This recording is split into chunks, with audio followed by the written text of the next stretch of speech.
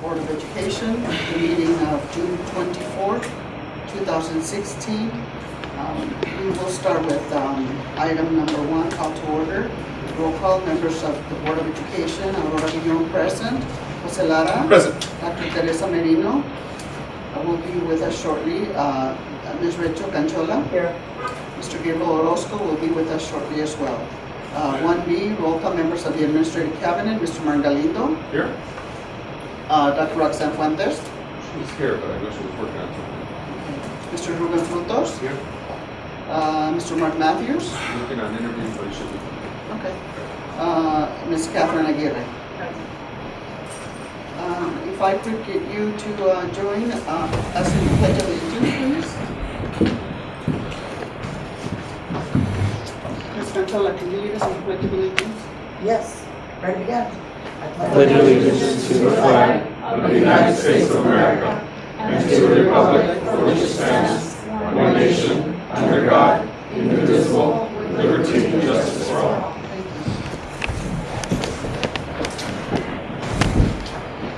We'll move right on to item number 3, adoption of the agenda. Do I have a motion to adopt the agenda as presented? So moved. Mr. Galindo? Dr. I just wanted to make one change. It's not the agenda itself, but it's the order of the presentations.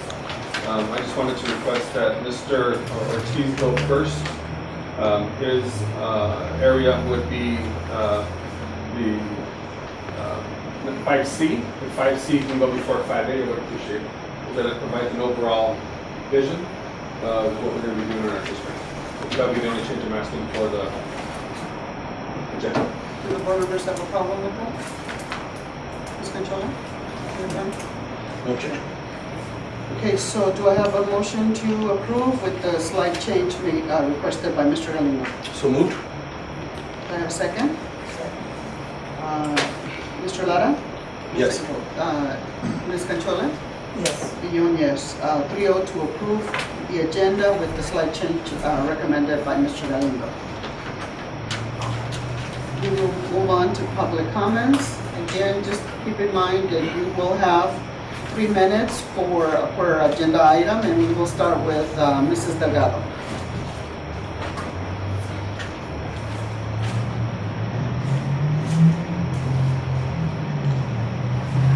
Good evening, board members. I'm here again urging the board and urging Mr. Galindo to please inform the community. We are talking about transparency. This is not a little issue. We are talking about taxing the Pico Rivera community. You made a survey, yes, only for 300 residents. There are, 60,000 residents? When are they going to find out? When it's in the ballot already? If this is important to you, it's important to us.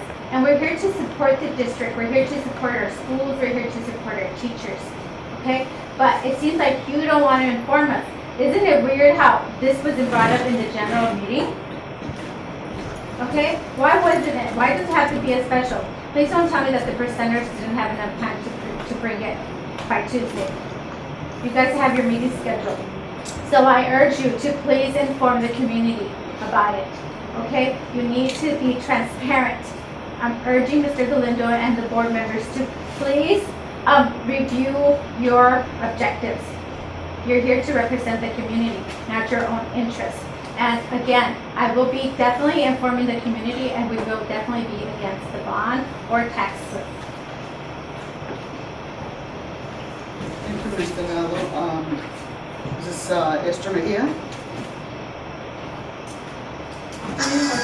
Cabinet and committee members. I'm just here to express my disappointment with the approval of 13A1 that you passed on June 21st. I had expressed my concerns previously, and I don't feel like they were addressed. That reach basis MOU that was agreed upon doesn't feel like the process was right. I'm thankful to Mr. Lara and Ms. Canchola for voting against that, because as Mr. Lara said, RFP should have gone out. Parents should have been informed. We don't have much of a choice because you guys are both city and the the district are in charge of it, but there was no communication with the parents as far as why the program was working. I wasn't satisfied with the comments that I heard the following day when I watched the meeting online. Dr. Guillaume stated that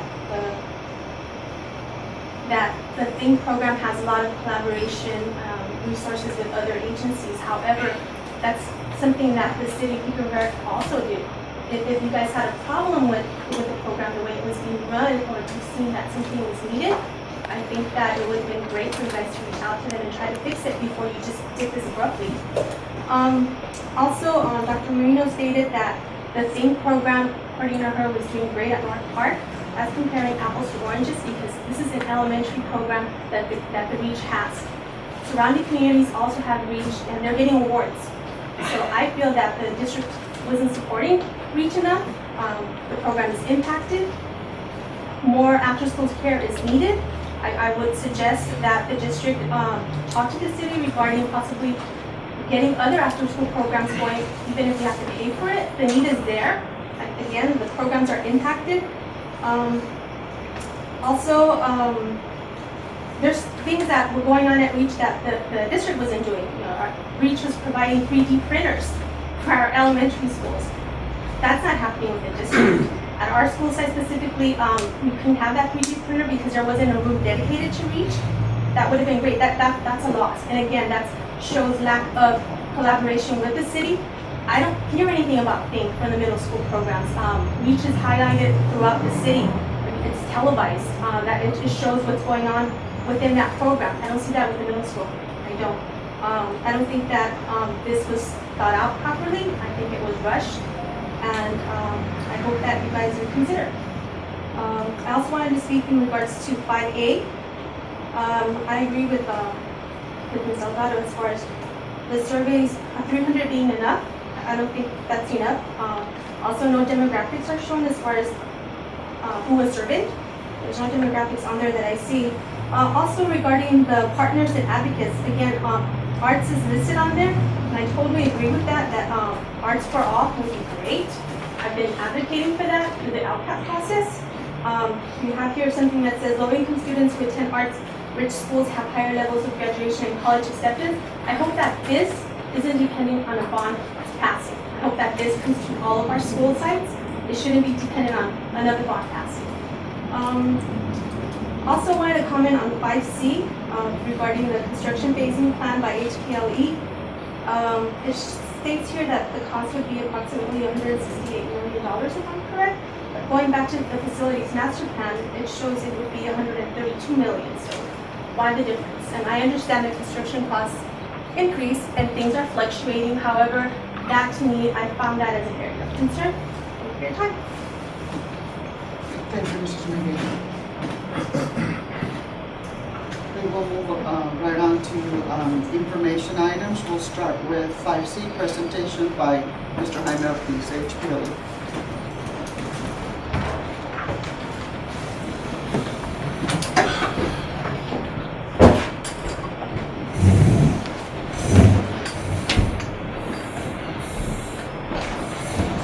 Good afternoon, members of the board.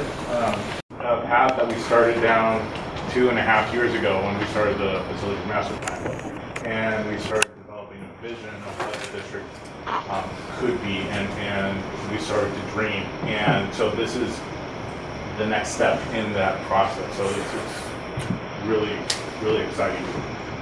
So the master plan, just as a summary of what the overarching vision and the goal that we had was to transform the district and all district schools into the best learning environments in California.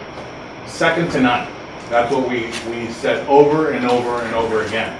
And this wasn't meant to be just a hyperbolic statement. It's how do we create our schools into the best in California?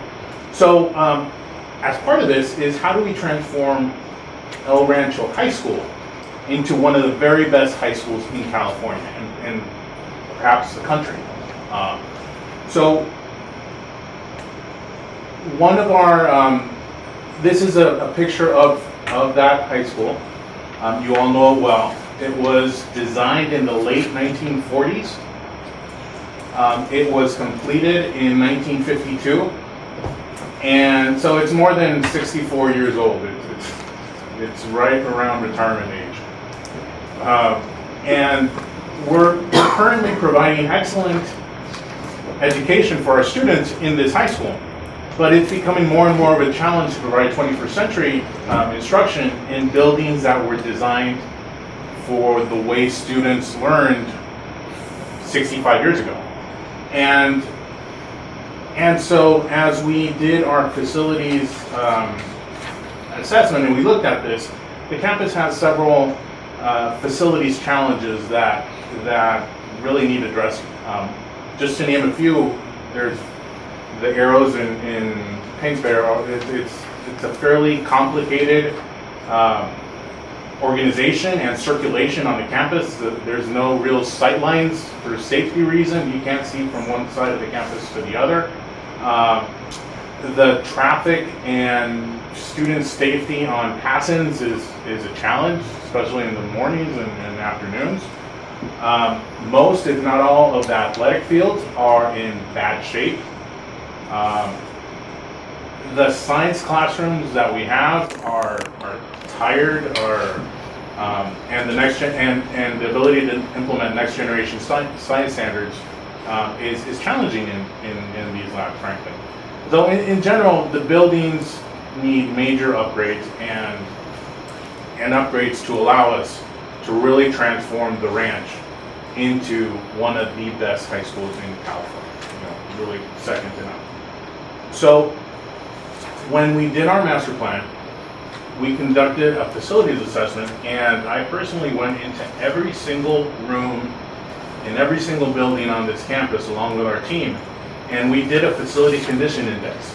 And what that assessment, the results of that assessment determined that it was cheaper and more efficient in the long run to tear down these buildings than to invest a lot of money into bring them up to the standards that the district wants to transform this school into. So instead of spending good money on modernizing 64-year-old buildings, we should look at starting over and well, let me rephrase that. The existing gym is about 10 years old, so that's in good shape, and that should stay, obviously. So the recommendation is to tear down the buildings in red and replace them with 21st century state-of-the-art facilities.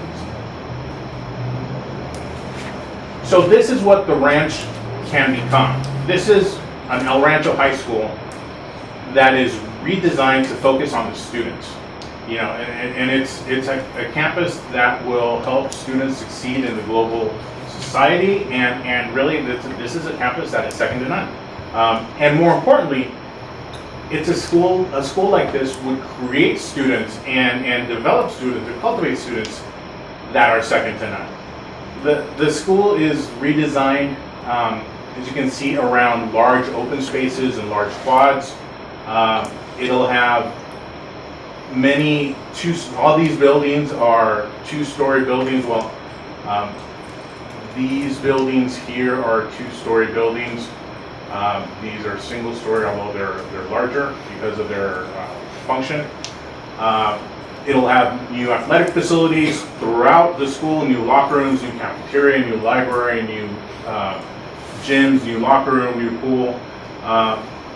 A school like this would be a school that students are passionate about attending, and therefore would increase your ADA from the current levels.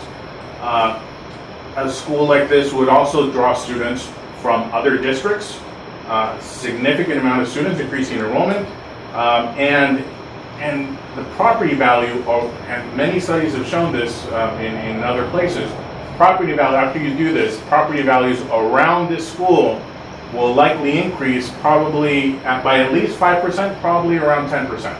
And just as a last note on this, I'm a huge proponent of green building and environmentally sustainable schools. And I think this school should be one of the most environmentally friendly schools in the nation. I mean, we have the ability to do that. Not only would I recommend that it be a LEED Platinum building, but we could also make it carbon neutral and net zero, which means that you would be generating more or equal to the amount of power that you're using on campus. The technology is there. It's not difficult to do these things nowadays. It's just having the will to do it. So this is a school that is second to none. It would be the envy of Los Angeles, frankly, with this. So just going a comparison between the existing campus on top and the proposed campus on the bottom. The first, yes, sir. I understand when you're talking about it. Yes. So this is the areas in yellow are the existing parking area square footage in El Rancho currently. It's about 240,000 square feet. Proposed parking would be 242,000 square feet. So very small increase. Athletic fields, existing athletic fields are 19.8 acres. The proposed athletic fields under this scheme would increase it by 3 acres. So that's significant. And the actual circulation of the school, we go from something like this to something like this, which is much easier to navigate, much easier to supervise, much easier to understand how to get to one part of the campus to the other. In terms of flexibility, one thing that we know is that, right now everybody, the topic of choice is project-based learning. In 5 years, there's going to be something else that's going to be the topic. So what we want to do is create flexibility in this campus. So the way that it's organized, you can create these 3 buildings into one school. This could be another school, or you can do 5 different schools. All these are the academic spaces. You could do 9th grade, 10th grade, 11th grade, 10th, 12th, and a multi-grade space here. Or you can do a STEAM approach, which would be science building, the technology building, engineering building, arts building, and math building. So the organization and the layout allows a lot of flexibility to really not only implement what's best now for the instruction, but going forward, you can easily change these spaces depending on your needs in the future. And just lastly, on the organization, this section in blue would be the athletic space. The section in green would be more academic side. Areas in red would be a little bit more quiet, more classroom oriented, and the areas in yellow would be more noisy spaces. So even in that, it's thought through in terms of how to organize the space so you can do a lot of different activities in your different areas without interrupting other activities. So how would we do this? And what would the timeline be of doing something like this? Well, first, it's all dependent on funding. So Lalo is going to talk, and Jared will talk about that a little bit further. But I have 2 options for your consideration. Option 1 we would need to start interim housing from 2017 to 2018. We would start the design of the entire project. Remember, you have not hired an architect yet for this. These are just concepts. The district needs to hire a design team to actually start designing everything. Based on the phasing plan, we would need to start demolishing certain buildings, which would necessitate having interim housing to house the students while we're remodeling sections of the campus. So phase 1 would be interim housing, design, and site utilities. Phase 2 would be this section, which include the Science and Innovation Center, which the board has prioritized when we were doing the master plan, and it was one of the things one of the projects that rose to the top, which would be this building here. We would also, in this phase, we could do these other two buildings as well. Phase 3 would be from 2021 to 2022. Learning Studio, we would demolish all of these buildings here and we would create these new buildings, which are Learning Studios plus the administration.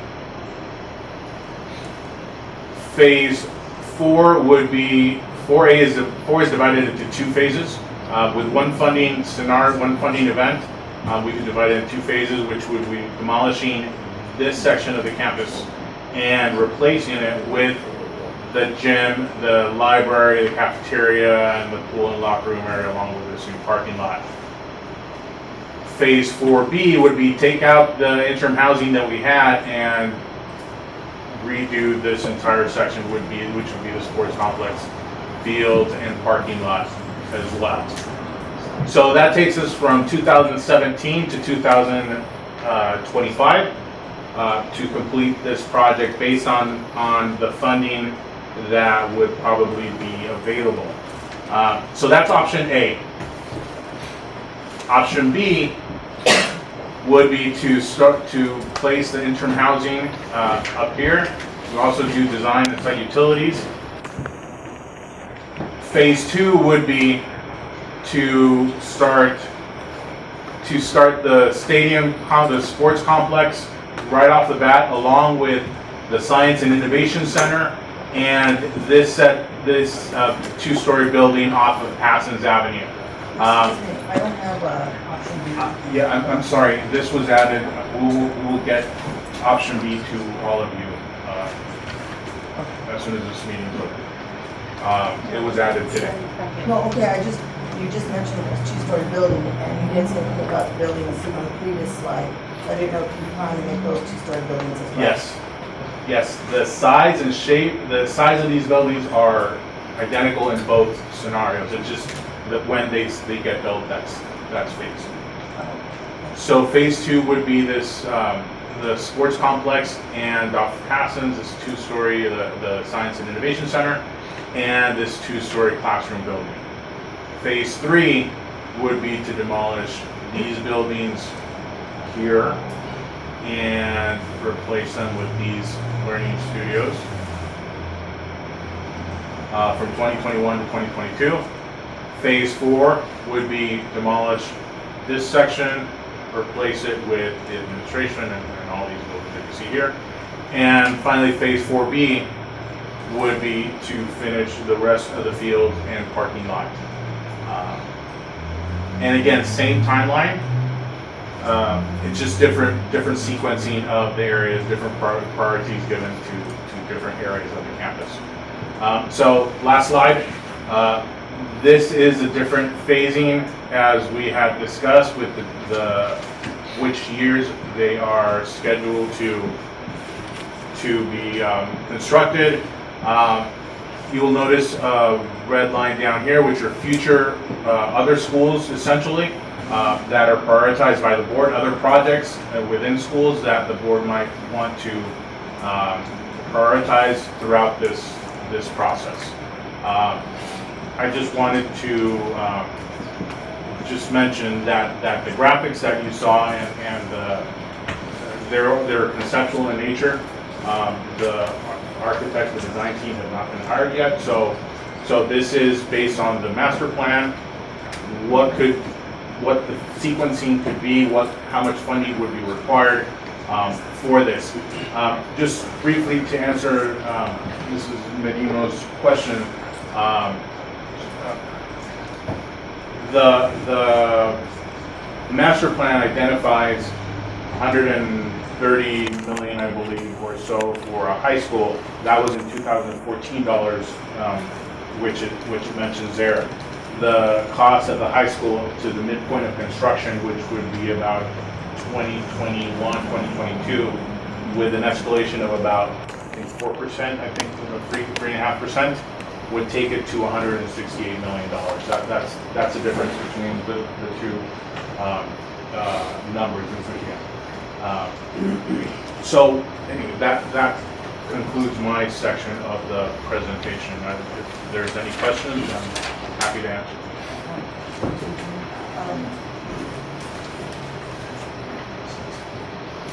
Right now today, you have specialty classrooms outlined with classrooms. And by the time, like on option A, we have 2019 and 2020 for phase 2, and 2021 and 2022 in phase 3. The language has changed a little bit on the plan, so I didn't know how that impacted the actual school site.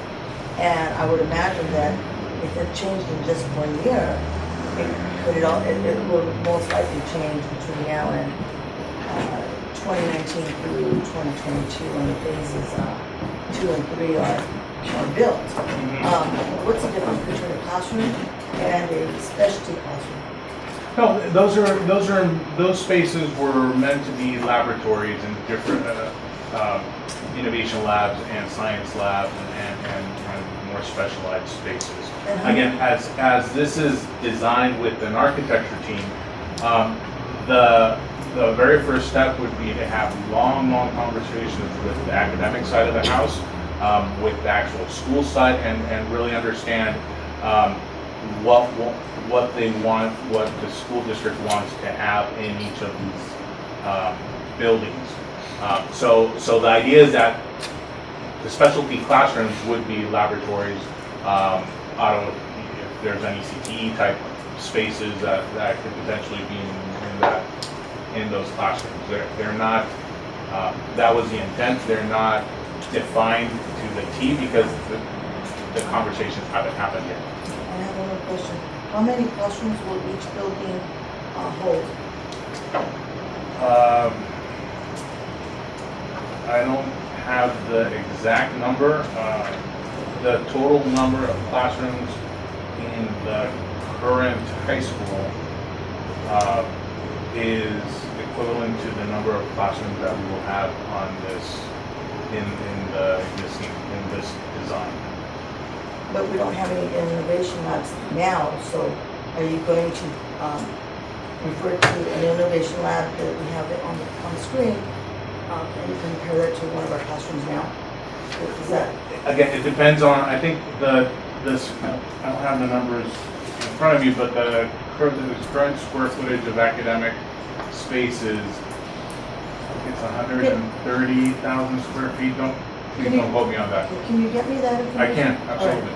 And Jaime, if I can help, a typical two-story classroom typically has between 20 and 24 rooms, or the equivalent spaces if you make larger innovation rooms or something. Correct. And the conversation has to happen, do you want 960 square foot rooms going forward, or do you want larger rooms to allow more of that flexibility? Okay, thank you. Where the priorities will be. Absolutely, 100%. I mean, this is very conceptual in nature. There hasn't been a single conversation, on an actual project and with an actual budget. Okay, what do we do with that? That has to happen, and it is a long process, and we do have to have many conversations about that. Mr. Nolan? And so I want to thank you, Jaime, for presenting the dream.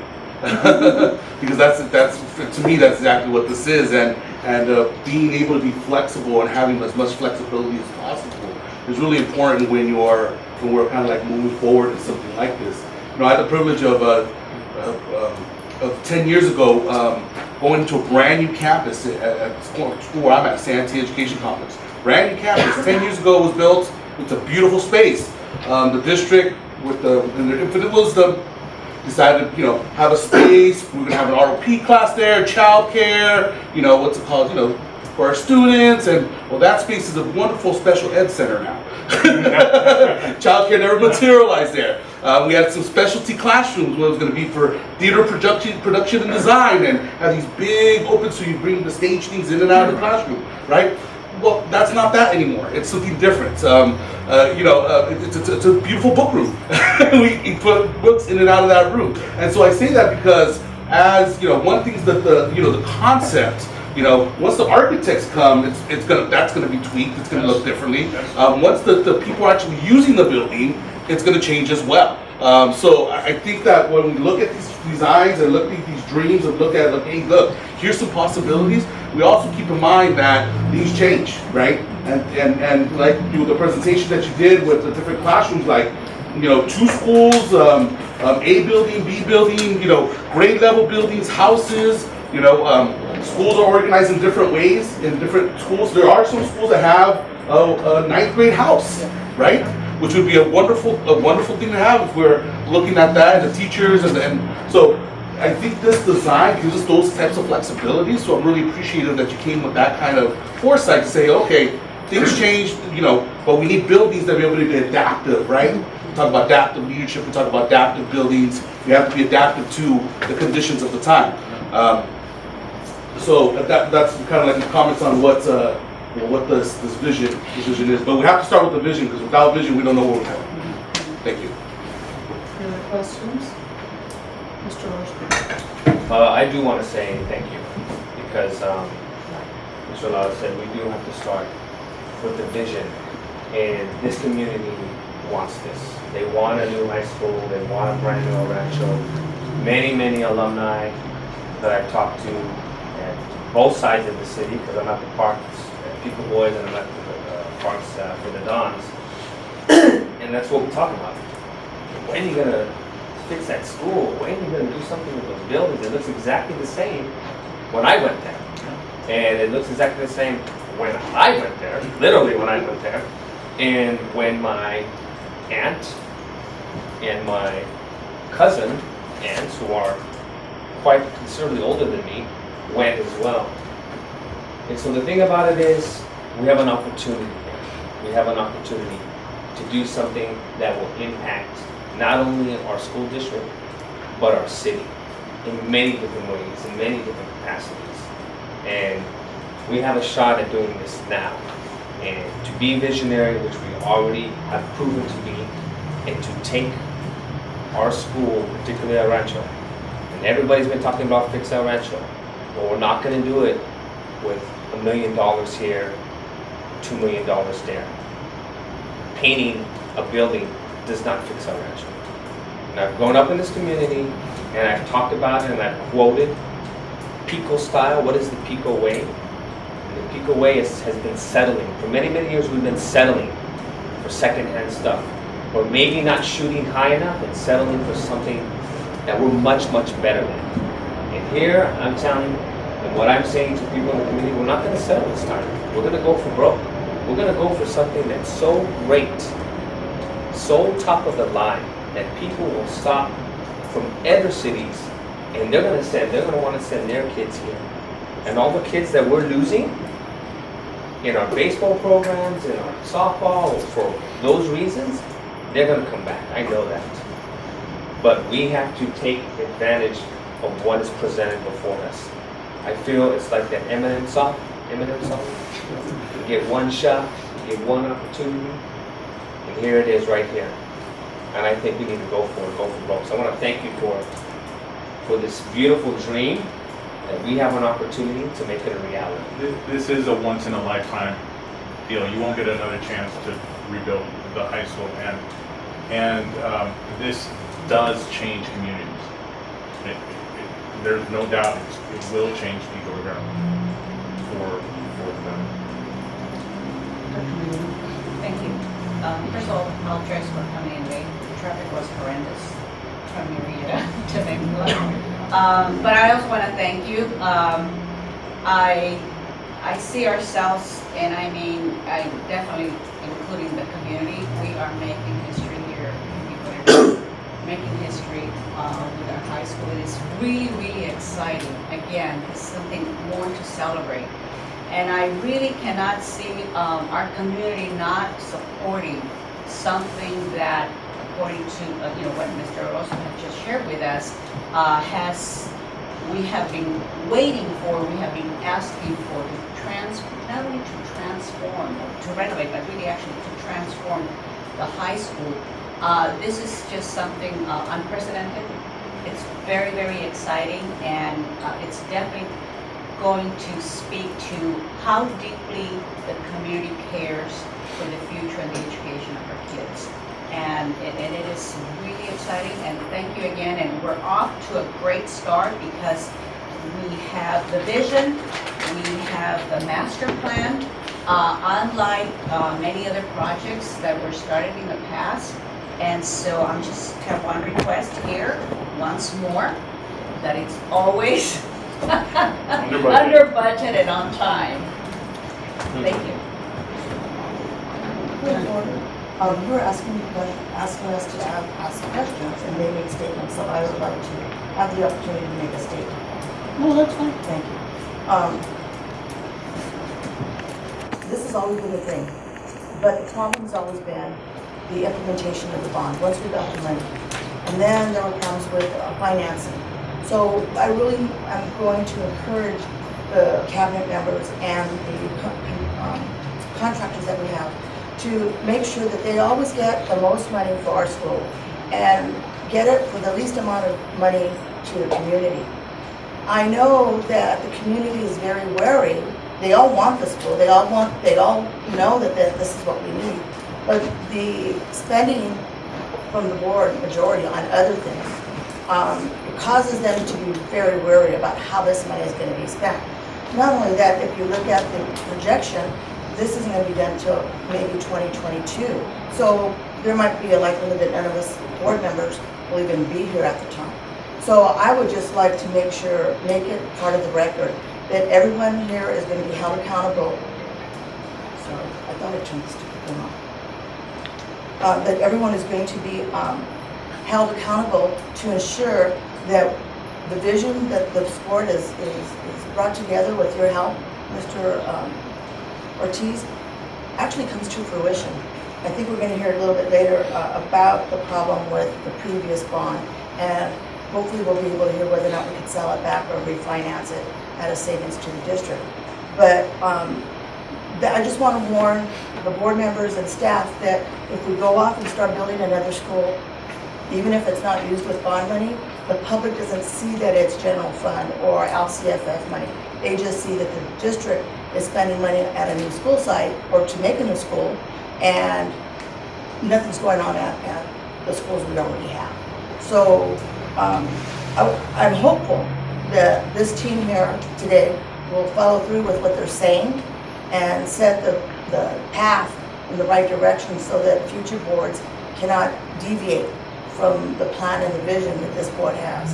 Because when the board goes off the plan and we don't use the facilities master plan as our guide and we start building other things, then we run into trouble with losing confidence with the city and the community and our parents and our students.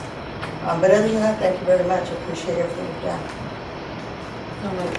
So this is, we wanted to determine, okay, you have a lot of working class voters in this district and working class homeowners, how are they going to feel about the actual cost of the bond, right? So we tested a range of amounts. In the blue on the right is total yes, on the red is no. And you saw there is a sensitivity to cost, so you can't go crazy with the dollar amounts on this bond. That you start off at $60 per 100,000 of assessed value. You have 70% yes, 24% no. You start raising that 90%, you're at 63% yes. And then when you break 100, 120, you start to see support drop a little bit below levels we don't feel comfortable recommending. So, our recommendation is somewhere in the 90s. Apparently, it's a little bit below $199, from my understanding. So that puts you in the area that you can pass. And I should say this is different than the question we saw before. This is just on the dollar amount. Are you okay with this X dollars per year per 100,000 per assessed value? And people just tell us whether they support or oppose that as a concept. But when you put the whole thing on the ballot, this dollar amount won't appear on the ballot. So voters, what they read is what we saw before, which is this very positive language that they respond very favorably to. So typically, though, giving guidance to school districts, you take this number as the most important number to look at, but you want to say, okay, what is the assessed value per 100,000? And our voters, some voters will do the research and find out what that number is. How do they respond to it? And you see here below that there's still strong support at around 90 and 99 is what we think is the upper limit of what voters would accept. That puts you in safer terrain for passing. Anything above $99, puts you in a slightly more tenuous position about passing. And the same goes we saw for parcel tax, again, not too surprising, but actually there's higher support for the parcel tax. It's per year per parcel. It's simpler math. And when you're telling people on the phone per 100,000 assessed value, it's a little bit complicated to kind of figure out what that means for them individually. But here you see it's a little higher support for the higher dollar parcel tax. But our recommendation would be, you see the 66% total yes for $99. We would recommend not going much above that if you can help it. Yes, Mr. Anderson. Can you go back to the previous? Yeah, sure. The reason why I bring this up is I'm thinking the voters in our district, and particularly in our city of Pico Rivera, we have a lot of older voters who are original homeowners. And when you have original homeowners, they're paying taxes on the original prices. So I'm wondering, because I know I don't pay taxes on the original prices without a doubt. So that impact is going to be much higher for me because I'm paying 2007 prices, whereas our first generation homeowners are paying 1960s, 1950s tax rates. Where does that, because I'm just thinking about this, so where does that fit or play into all of this? Well, You understand where I'm going with that? Yeah, no, I do. I mean, it is, as we know, the joys of Prop 13 make life very complicated for everyone, including Not schools. me. And not the other seniors in the city. I know where you're at then. But there, there's typically there's a senior exemption, right? And there's one for the parcel tax, so that's part of it. The other is, our experience has been that, newer homeowners, most likely younger, if they have kids in school, you're more willing to pay a higher amount regardless, right? So in that regard, it kind of balances out to some degree. So those folks who are paying more are more likely to have a personal benefit and investment in either the bond or the parcel tax, quite frankly, and much more willing to incur those costs. Whereas seniors, either they qualify for a senior exemption or they have a lower assessed value. They tend to support, seniors tend to support bond and parcel tax at lower levels than younger voters do, with families. So you basically get a trade-off in that regard. But that's why in our view, our recommendation, you do a senior exemption for both the parcel tax and the bond, and that kind of mitigates any. What's that? Just for the Parcel, okay, so there's a senior exemption to the parcel tax. So that really helps address the economic impact that you might have on seniors. I have a question. For the 300, your survey people, did you use the 300 for both, or did you do 300 for parcel and 300 for? Yeah, so it's the same questionnaire. So we asked the same 300 people, first the bond and then the parcel tax. Okay, so they are aware that we're talking about two different. Correct, and that was intentional. I mean, we knew that, if there's a ballot, right, if they both appear on the ballot, the bond comes first, the parcel tax follows. Okay. So in our view, we had to simulate the real world ballot and the fiscal impact because we knew that we wanted to make sure that if voters heard about the bond, they didn't go running for the hills when they heard about parcel tax too. They didn't say, "Are you kidding me? You got a tax for the bond and a parcel tax?" But given the strong response we saw, bond at 80%, the parcel was 76%, slight drop off but nominal. For us, that's a very extremely encouraging finding that voters heard both back to back, and they didn't go screaming for the hills. They did the opposite. They embraced both quite strongly. Just a follow-up question. Do you think that the results of this survey might be influenced by, or not influenced, but that the fact that the state has some bonds on the ballot will change in how much of a variable will that be on the results? Yeah, it's a good question. I mean, our experience is that, for most voters, it's a separate page on the ballot, right? So they see a local measure.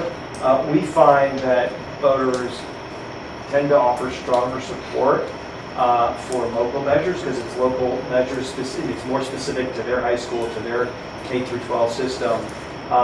But the ballot's going to be very long this year. The statewide ballot has a school bond, but then it's going to have 15 to 18 more measures. So they may have forgotten about the statewide bond. But there have been many, several elections in the past where there's been a statewide bond and local partial taxes and local bonds have passed just as easily. So it typically doesn't have much impact. Dr. Minima? I have a question on the 300 that were surveyed, were these from across sections throughout the city because there's a difference in the demographics? And my second question is, how, of all the voters, registered voters, how were the 300 pulled? Were they with random selection? Yeah, so in terms of our sampling, and I should say, as the chair mentioned, we've done work around the country. We have a strong reputation for our accuracy, and the way we do it is you essentially look at a pool of all registered voters, filter out those who are less likely to vote, and then you do a cross-section of them. So the 300 are a representative sample of all likely voters in this school district. So it's distributed evenly across the district, and by age, by ethnicity, and by geography. And if I may add to that, Ben, it's true that the demographics of your sample, then they match the demographic breakdowns of what the total electorate traditionally is in a presidential election within this school district. Correct. So the same number of Democrats and Republicans as the whole percentage-wise, same number of older voters and younger voters percentage-wise, and distributed geographically. Correct, and by partisanship too. So we didn't just call younger people with families who are liberals who are going to vote for this. We called everybody, including seniors, including the limited number of Republicans that there are in this district. We can call them as well. Mr. Levin? Mr. Levin? Just to put it in perspective, our sample size is 300 for our, could you give us the number of our registered voters if you have that? And then in perspective, since you've done statewide, what would you sample statewide per population? Just give a perspective. Yeah, so I don't know the number. I want to say it's 30,000. I'll verify for you. Yeah, so that sounds about right.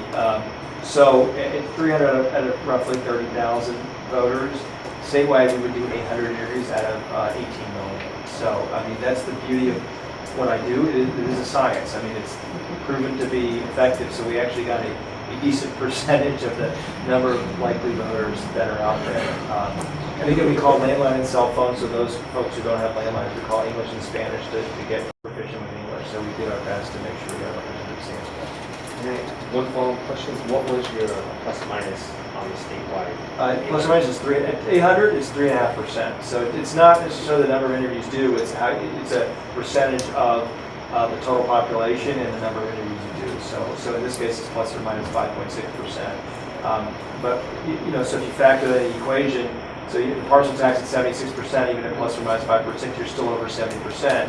80% plus or minus 5.6, you're still in the mid 70s. So I mean, typically when we go into a district and your partial tax tends to be more difficult to pass than a bond. I mean, we've gone on districts that have been in the mid 60s, 65, 66, and they've still gone forward, and they've, it's a 50-50 toss-up. Low 70s, it's more like if everything goes right, more like a 90% chance of passing. So in the mid 60s, you're above a 90% chance of passing based on past turn. And again, that assumes you run a real campaign, you talk to your community, and you get the word out. You don't just put it on the ballot and walk away from it and let the words going to carry the day. And I should say this is a presidential election year. We expect relatively higher turnout, and that's looking good for elements like this, where you do better with younger voters and less likely voters. You're better off going this year than you would in 2 years. You answered one of my questions. why would it be better to do it on the presidential election, just standard? But I just want to know what your definition, what your standard definition of a likely voter is. Yeah, in this case, honestly, it was someone who had some vote history, participated in the past, or if they're newly registered voters, because we saw a large, big surge of newly registered voters the last 6 months to, quite frankly, the presidential campaign, engaging a lot of voters. Someone who we asked a question, how likely are you to vote? Definitely, probably 50-50 or less. And so, you know, through self-identification, they identify themselves as being likely to vote this election. So they identify themselves, you didn't go back to the voter data and actually saw who actually voted. It's both. So most people were identified with, at least one past election, but some vote history, so that they've proven record of voting. I'm sorry, Ben, if you interrupt, so if you've never voted in the past, you're not going to be in the sample unless you just registered. In the last 2 years, correct? Yes. And so, and then they told us how likely they were to vote, and they had to tell us they were at least somewhat likely to vote. If you can just continue. Yeah, sure. Polling always it grabs lots of people's attention. So, you know, just so you know, where voters in the district are in terms of priorities. It's a little harder to read, but we listed a bunch of different funding, you know, ways that the money could be spent, either through the bond or the partial tax, and asked people to rate it on a scale from 1 to 10. And top of the list was make sure schools have the facilities to train students with modern career skills for the jobs of the future. Next up was repair leaking, aging roofs, remove asbestos and other hazardous materials, upgrade heating and air conditioning, replace outdated plumbing, wiring and sewer systems in other older schools. So just a core support for the bond, what the bond's trying to do. Modernize and transform El Rancho High to 21st century educational standards, improve school security and safety, raise teacher salaries, and then ensure every student has access to quality arts education. That's obviously the parcel tax piece of it. And then replacing aging El Rancho High is further down the list. But just to give you a relative sense of how strongly people support each one of these things, this is to help guide your efforts. And, you know, typically if you're out on the street, if you're talking to voters and parents and citizens in the community, and you say, what will this do? This gives you guidance of your, we call your elevator pitch. You have 30 seconds to talk to a voter. These are things to emphasize the most, to say, here's what either the bond or the partial tax will do. And then, you know, we tested messaging because assuming if you put this on the ballot, you want to run a real campaign. And again, you have, you know, if you're going to door talking to voters, you have a limited amount of time, and average voter has a limited amount of attention that they're going to dedicate to this topic. So the question is, what do you say to them? And we focused more on the parcel tax in this survey, but you could easily apply to the bond. The number one testing message, which is extremely powerful, 91% total convincing. That's an extraordinary number. Just to put you in context, typically we test messages like this, you end up with results in the 60s. So again, you have really, really strong response to what you're trying to do with either the bond or the parcel tax. Number one, they all did very well, all over 80% total convincing. But the number one message was to prepare students to compete in a global economy. We must ensure they receive high quality instruction in science, math, technology, and the arts, STEAM, art and design knowledge and skill enable our engineers and technology professionals to think critically and creatively and innovate to meet the challenge of the changing world. So, you know, clearly, I mean, I know the district's already taking steps to provide that, but clearly there's a lot of support for that. So the more you can do, the more you can provide STEAM education to students, voters really support. We found this message very, very, very powerful too. Every student needs access to quality arts education. Different students have different learning styles. Young people who may not be the strongest test takers might have artistic skill or find art and music classes very enriching. Art and music also provide outlets for kids who may have emotional issues or problems at home to express their feelings in a constructive way. Arts education helps kids stay in school and gives all kids another path to success. We've seen both these two messages do extremely well throughout the county, and obviously did well in this district. And I think it's important to emphasize, a lot of you are nodding your head in agreement. I mean, we saw this in research we've done throughout the last year on this topic that, you know, voters really get the value of arts education, right? And they also are very aware, acutely aware, that a lot of school districts have had to cut arts and music and things like that. So they really get And that was part of this project, was to see if voters got that, and we want to support it along with the broader parcel tax and the bond measure. And they also know that, well, you need room to put arts and music classes, and that's the purpose of the bond. But if, again, if you build an art class or music center or something, you don't have the money to pay for an art teacher or music teacher, what good does that do? So voters are really getting it, and they want to make sure that you got to put research to it. You got to put the two together, the bond and parcel tax. And then the prepare message, we need to give our students the skills they need to graduate high school so they're prepared for college and the jobs of the future. The measure will ensure improved science and technology education, strengthen our inter-site partnerships, local college and universities. And again, that ties in nicely with the bond, right? So there's a nice, mutual benefit of the bond and the parcel tax. So these are just some messages to use, but they can be very well voters really get the value of both the bond and the parcel tax. And this kind of helps you give you guidance on how to make that.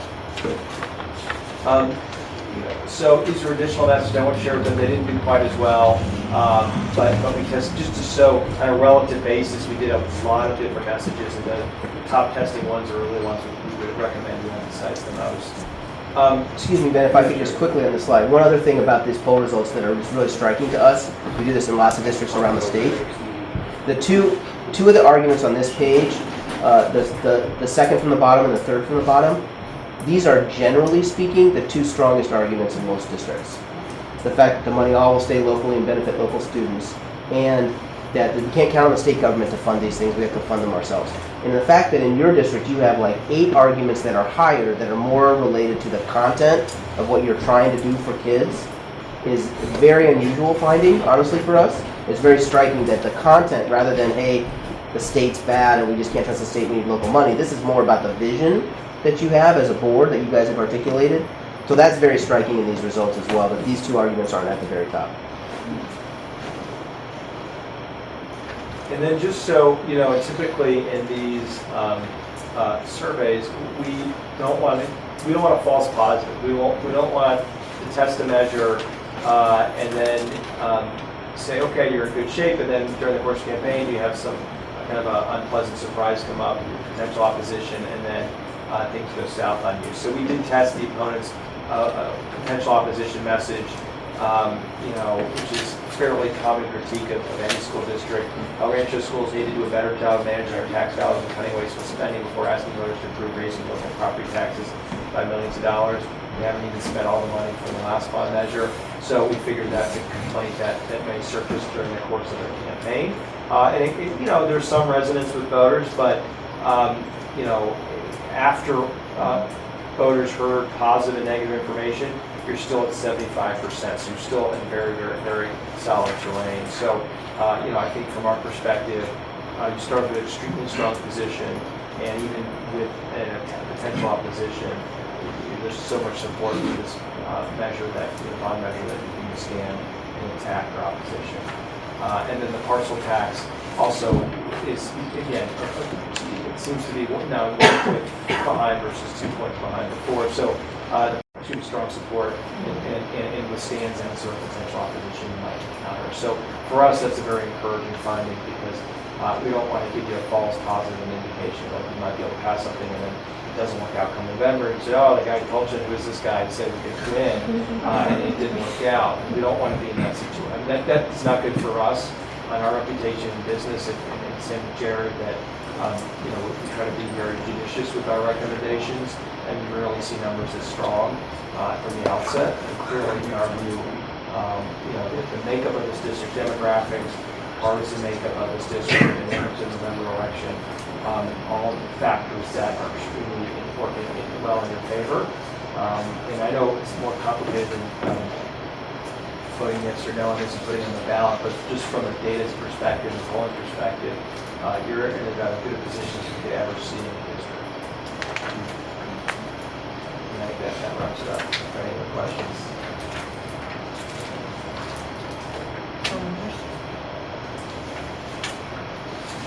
Thank you very much. Great information. Thank you. We are encouraged by the results. Good reason.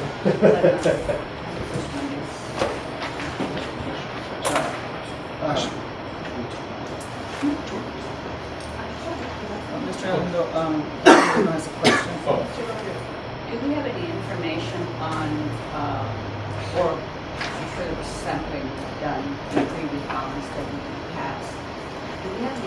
mission collected this fund were at that time?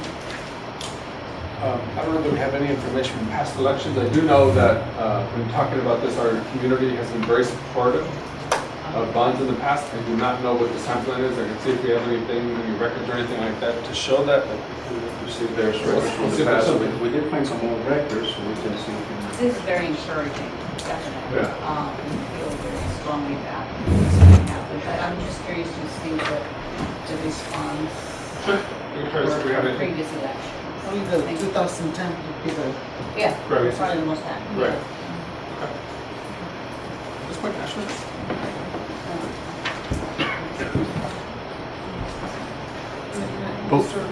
Both bonds passed north of 70%.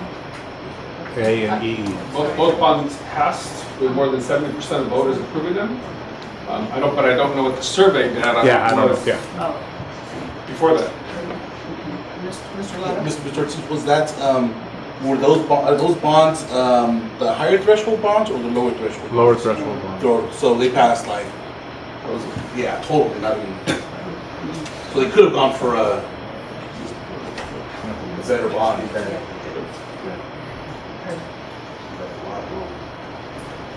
Hello, my name is Ashley Watson-Kaiser. I work for a private family foundation here in LA County called the Rosenthal Family Foundation.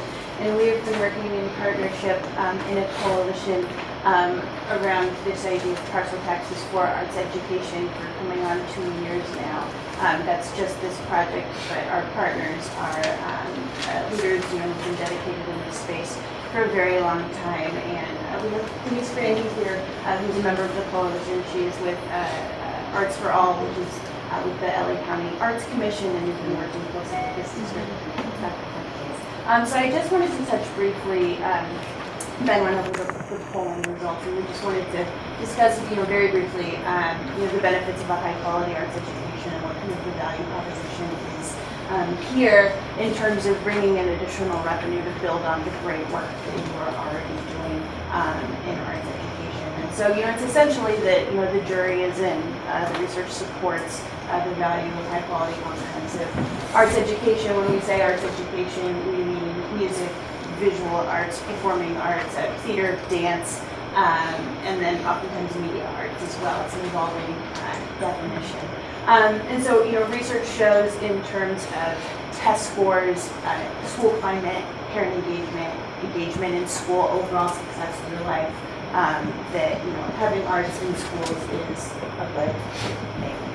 Particularly in LA County, it's not just arts are enriching or arts are good or arts are enjoyable and arts keep kids in school. So there's actual jobs in the creative economy in Los Angeles County. So the Otis College of Art and Design did regular research on the size and scope of the creative economy in Los Angeles.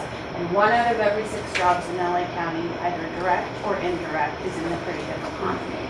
So that is, things you might think of in terms of the entertainment industry, actual studio artists, but then the indirect economic benefits as well. Stage actors, exactly. And then also, people in creative professions that you don't always necessarily think, music education, okay, you're a musician. It includes fashion designers, florists, it's very expansive. We also find that the Department of Labor has codes for every occupation, and when they run this research, and it's with the LA EDC, the LA Economic Development Corporation, who are very seasoned economists, find that, they're high-paying jobs as well, and greater than the countywide median. So the research is in, and the creative economy is very strong in LA County. And Do you have a question? Or When you're done. Okay. sure, this was just very briefly. So go ahead. Well, more of a comment, because when I was in college, when I was at UNC, I minored in economics. And one of our classes was looking at what was the economy that drives, particularly LA, and it was construction, but the Hollywood industry was probably our biggest. If Hollywood left, we would have some serious economic problems in the city of Los Angeles. Not only just them, not only directly, but indirectly when they film on location. They're hiring caterers, they're hiring security people, they're hiring all kinds of these secondary employment opportunities for people that live in the city. So I just wanted to echo that sentiment. Yeah, and you see as well, the skills that you get through arts education. I think, we talk a lot about we're training students for jobs that may not exist yet. And so, the skills you learn, collaboration, creativity, creative thinking, flexibility, to go hand in hand with arts education, it's a really kind of strong way to think about giving students a well-rounded education and really preparing them for the workforce. No, and I just also want to say how important arts are to our special needs population. What it does for our students who have the greatest needs is absolutely amazing. You hear stories about autistic children being musically gifted and talented in other ways, and still be able to build careers out of that. If we're not providing well-grounded arts education for our students, then we're leaving out some of those students. I'm a big proponent of the arts. In our schools, it's unfortunate that in the past decade we've had to cut arts, but this is definitely something that, obviously because we're doing the Arts for All campaign and we're moving in this direction anyways, this is definitely one of the areas I would love to see grow. And lastly, it's also an issue, I think, of social justice. It's an issue of some communities getting arts and education, other communities not. And quite frankly, in a district that has so many Mexican Americans and Latinos, us not being represented in the arts industries, especially in Los Angeles, is incredible. Incredible that it's not. It's just maximum injustice. So providing our students, building on their talents, building on the local economy, it's a win-win for our community and the surrounding area. And I just want to echo and what you're saying about the social justice component of this too. I mean, we have research, and I'd be happy to send it along, that following the recession, a lot of the cuts in arts education were restored in more affluent districts. And the districts that were able to do that kind of right away did it. And so one of when we talk about what does a high quality arts education look like across the board, it's really, following the recession, there's some districts that were able to fill that in and some weren't. And I just want to echo again, with the arts plan that you have in place here in El Rancho is so sweeping and strong, and there's such a kind of vision in it that we really see that as an opportunity for kind of, bringing more to the table. Partnership. One of the things I like to add is that everything you're saying is music to my ears. I did my dissertation 13 years ago on the value of the arts in public schools. Some of the people that did your research I worked with, and they were my advisors. Okay. So at that point, I researched 12 schools in Orange County, and teachers were crying about transformation here. And I cannot advocate stronger than we already do for the arts and the multiple intelligences, because that is the way of having all of the children leveling the playing field. When we have a legally blind student at North Park playing the trumpet and marching with the band, and we have special ed children in the dance classes performing. I mean, it's just so, I'm so enthused. One more thing, and Mr. Roscoe, what you said brought it to mind. We did wide-ranging public opinion research throughout LA County in our kind of larger work over the past couple of years, and we did focus groups, and we had a person who saying the construction industry reminded me, there was a man in one of the focus groups who said, it was devastating to many, it truly impacted many students. So bringing it back is helping them, giving them the same opportunity as others may have in the academics. And it's true because something's happening in LA with at the Music Center with Yola. These kids blossom. You give them the opportunity, you allow them to express themselves, and they blossom, they bloom. So I think all of us are definitely supportive of the arts and what is happening in our district right now. Continue. Oh, you're done? oh yes, I'm free, yes. Thank you. Thank you so much.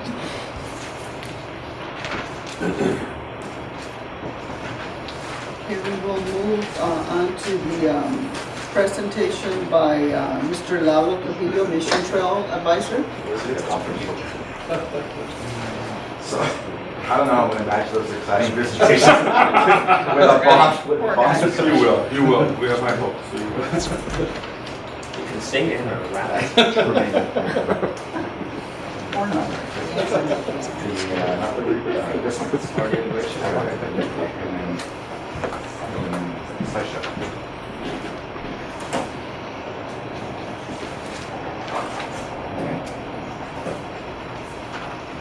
Okay, so my job in looking at this possibility of applying a bond election is to see whether the proposed $99 tax rate would in fact give us a good chance of getting facilities that we need. And so I did some number crunching, and let me preface my whole presentation by saying this. In the finance world, we have a lot of volatility every day. And for example, today, as you know, we heard the news about Britain exiting the European Union. Someone, lobs a missile that Egypt, there's a war. There's always something going on in the world. And so for us, volatility is a big deal. And so, and obviously economic challenges. So what I've done here is sort of a metric, kind of a sensitivity analysis, but it isn't what you can expect will be there next year. When you have a bond program, you retool every year on the basis of where you are with interest rates, where you are with the foundation for the bond program, which is two big factors. Any bond program is going to rely on assessed value and the growth that assessed value in a community has, because that's what that's your tax base, that's what that tax is going to be based on. And then the interest rate environment. Those are the two key factors. And those are just not predictable. So what we do is make educated guesses and test sensitivities.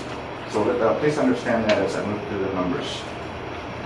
So in the first instance, I want to just do a summary of the active debt program of the district. These are bonds that are outstanding out there. We did have a prior bond election since 1994, but that's been paid off. So bond election 1994, this district, the voters authorized $13.3 million. It's all been sold. Currently, $2.4 million is outstanding. The final maturity of that is 2023. There was another bond election in 2003 that authorized $49.5 million. All of it sold. Most of it is outstanding, 42.9, call it $43 million. Final maturity of that is 2032.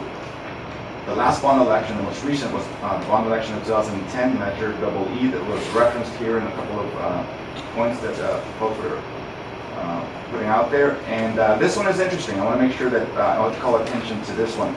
This one is interesting because this was done as what's called a tax rate extension. What a tax rate extension is a promise to the voters that if they approve this, they're approving a bond measure which is going to keep the tax rates the same as they were at the time of the election. So that is the reason why when you go to the issued amount here, you see a tiny amount.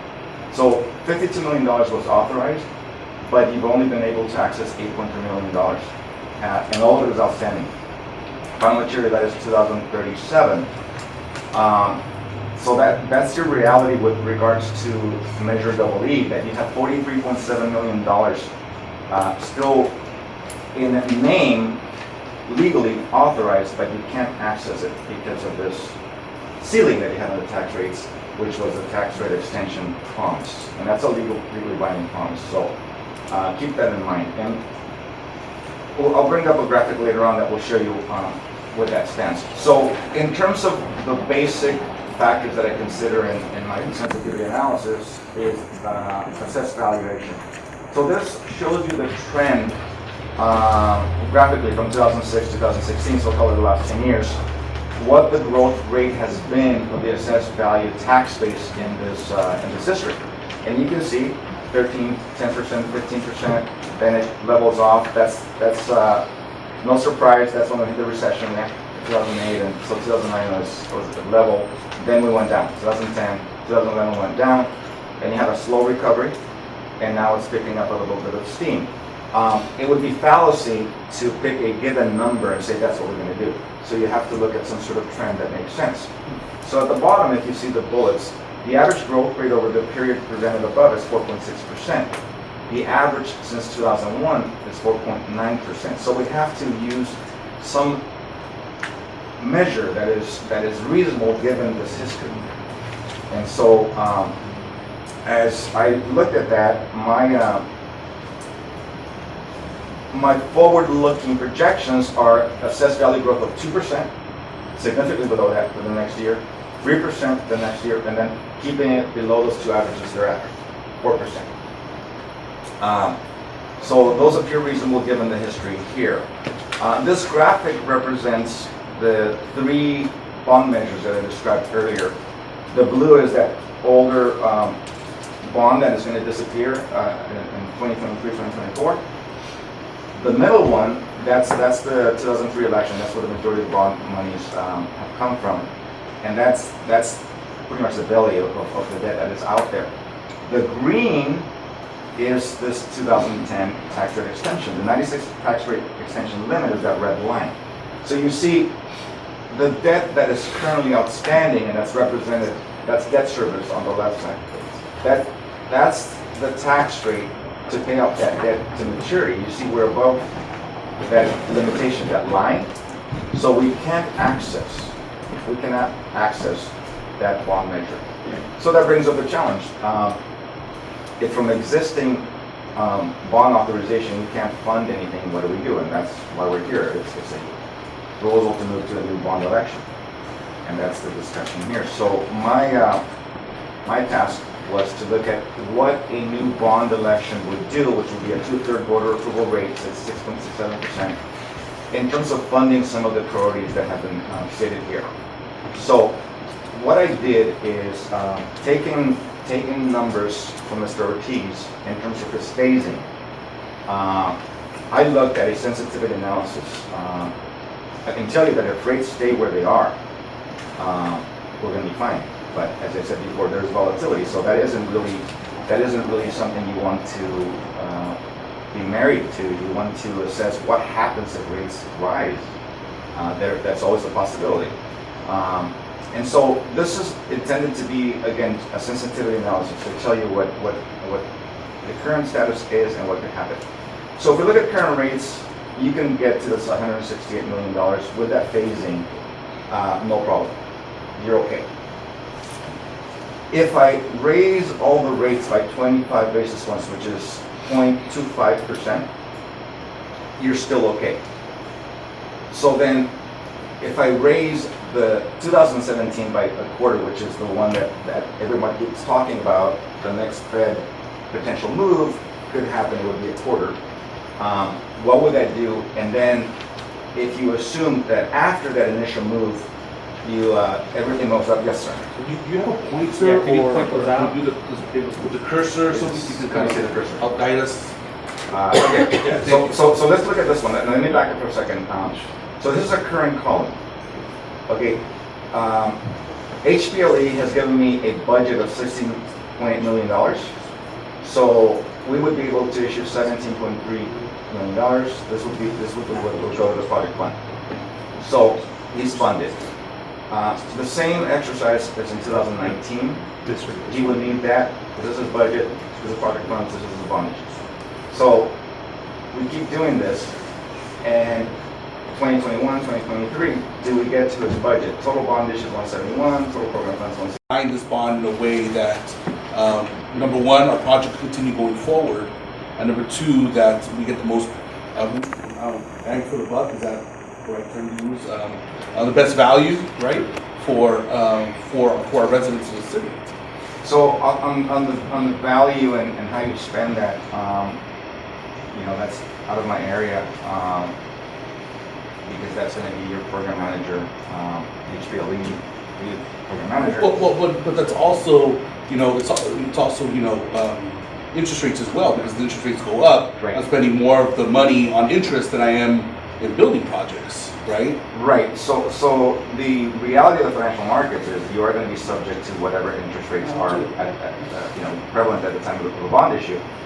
The question that you asked before is very important, and that is, how do we protect ourselves? Yeah, absolutely. And the way I believe you protect yourselves is by not making unreasonable assumptions. So not assuming that you're going to have that 13 and that 10 and that 15. Right. I've walked into bond programs that assumed right before that, and again, I don't have the history of what assumptions were made here for the 2010 election, but I can see that they missed it. So there it is. I walked into one bond program that they assumed right around there was a 2008 election, preceded by 2 years. They assumed 9.6% growth. I don't know how you would justify that because doing a long-term analysis, you can kind of see that we were in a period of extraordinary growth in assessed values, but because it's extraordinary, you don't want to look at that just that window. You want to do a long-term look. So I believe 4% is reasonable. If the board wishes to make a lower assumption, we can do that as well. But to Mr. Fritzl's point, the growth is going to do what the growth is going to do. And that's out of our control. I go back to the point I made. You just want to make sure that whatever you assume over the long haul is reasonable with the information that you have. That's how you protect yourself. I would think another way to protect yourself, just based on some of the conversations, also looking at our district, I'm very interested in that also kind of protection that we're providing. And it is an educated guess because you can't predict, but on the same token, you want to make sure you do it without unreasonable expectations. And I think one of the things that in previous meetings we've had, some of the things we can influence that help protect us are bond rating. Yes. Right? Bond rating is one of the protectors. So it's always for the board being cognizant of that, and we need to do everything we can to make sure our bond rating always is stable or increasing. We would prefer increasing.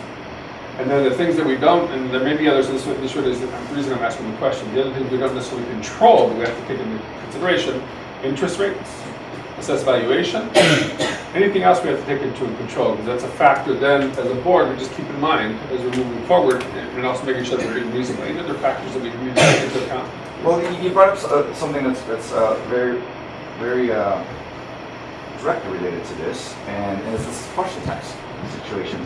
Your bond rating, the bond gets paid via taxes assessed on the taxpayers, but the rating agencies don't just consider that as part of your bond rating. They also consider your fiscal health, your fiscal situation. So if you were to pass, and depending on the rating agency, it's anywhere from a third to 40% of the whole picture. So you're passing a partial tax and alleviating some of the fiscal challenges that you may be facing now that I faced recently. That would put you in a much better playing field in terms of the rating agencies, how they see your fiscal viability and your fiscal position. So yes, that going back to your point, controlling your finances, controlling your budgetary practices, controlling your fiscal health does go a long way in terms of the things that you can control, that you can have an effect on the ultimate interest costs for the taxpayers. So then it's taking those different things into consideration and then developing the different scenarios, just like you've done. It's probably developing some more scenarios. Yes. To be able to provide to the board, okay, board, if these certain set of assumptions happen, here's more or less what occurs. If this set of assumption happens, this is what occurs.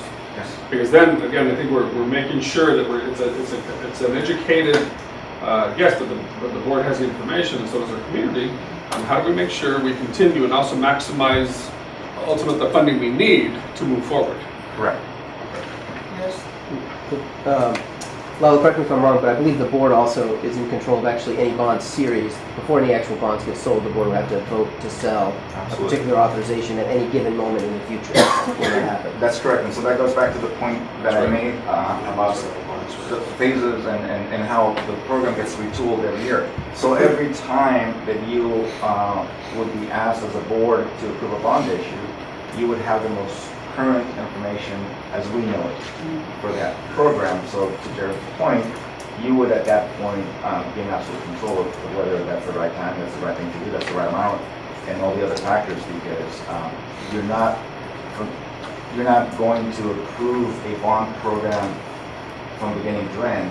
You're going to be approving the bond sales at every step of the way. Ms. Controller, and then Mr. Orozco. Okay.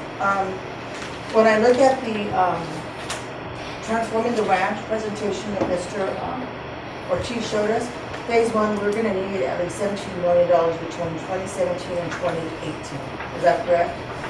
So can we get that from a parcel tax for the first year? Not through a parcel tax. From the bond. With the bond, but not a parcel tax. So if we pass a parcel tax won't raise that amount of money. I'm asking, No, it would not, it would not. a bond would, if we pass a bond, Yes.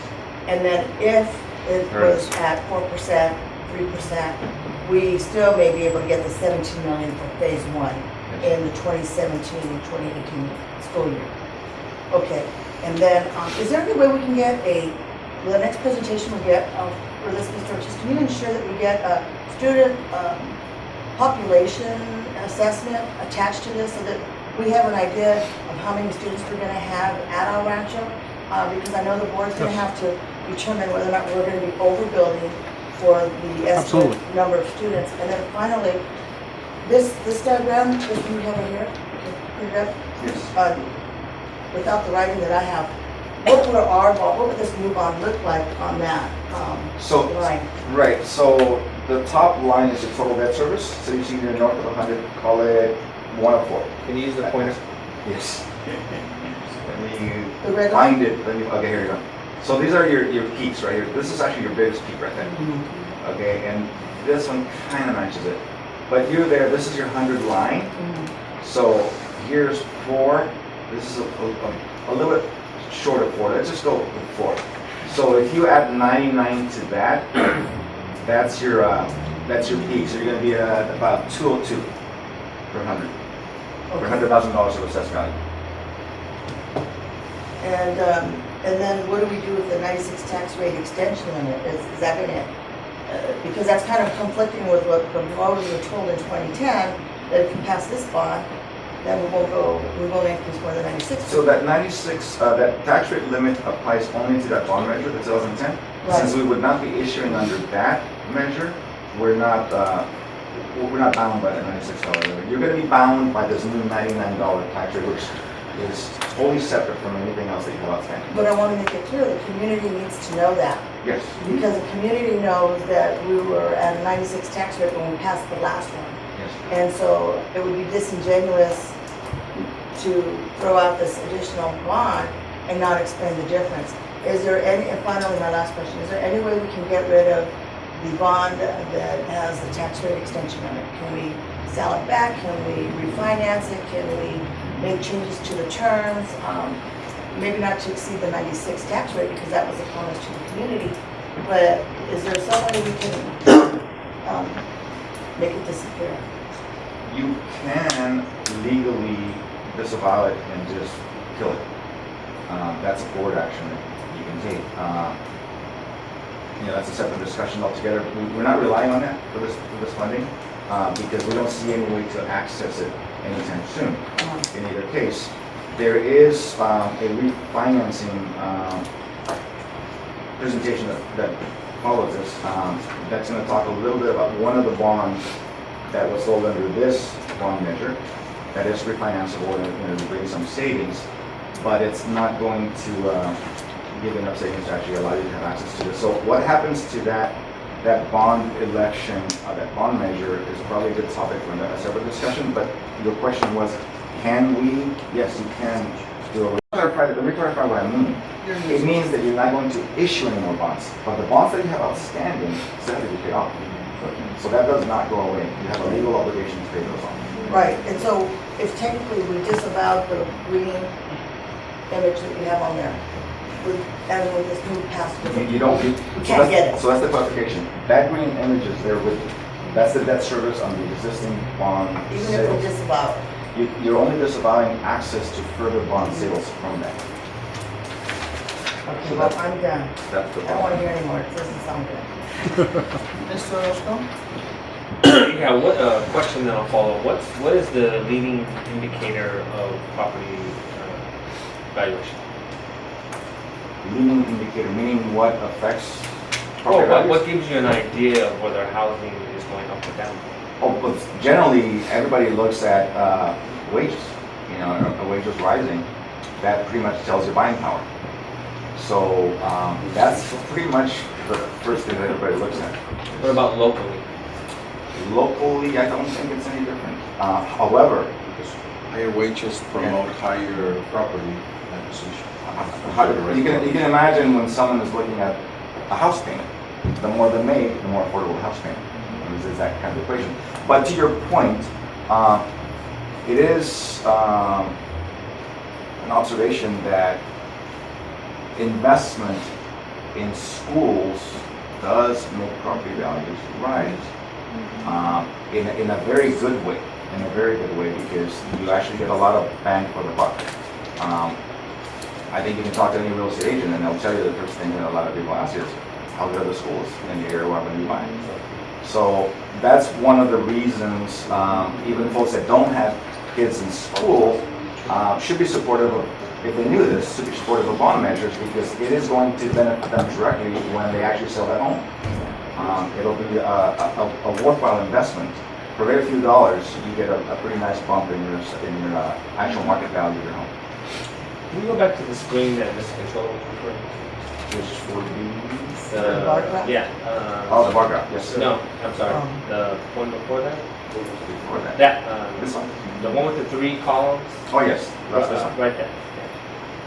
So I'm looking at this, and you're assuming interest rates are going up at a certain percentage. What was the percentage? So quarter percent. Quarter percent at a evaluation growth rate at 4%.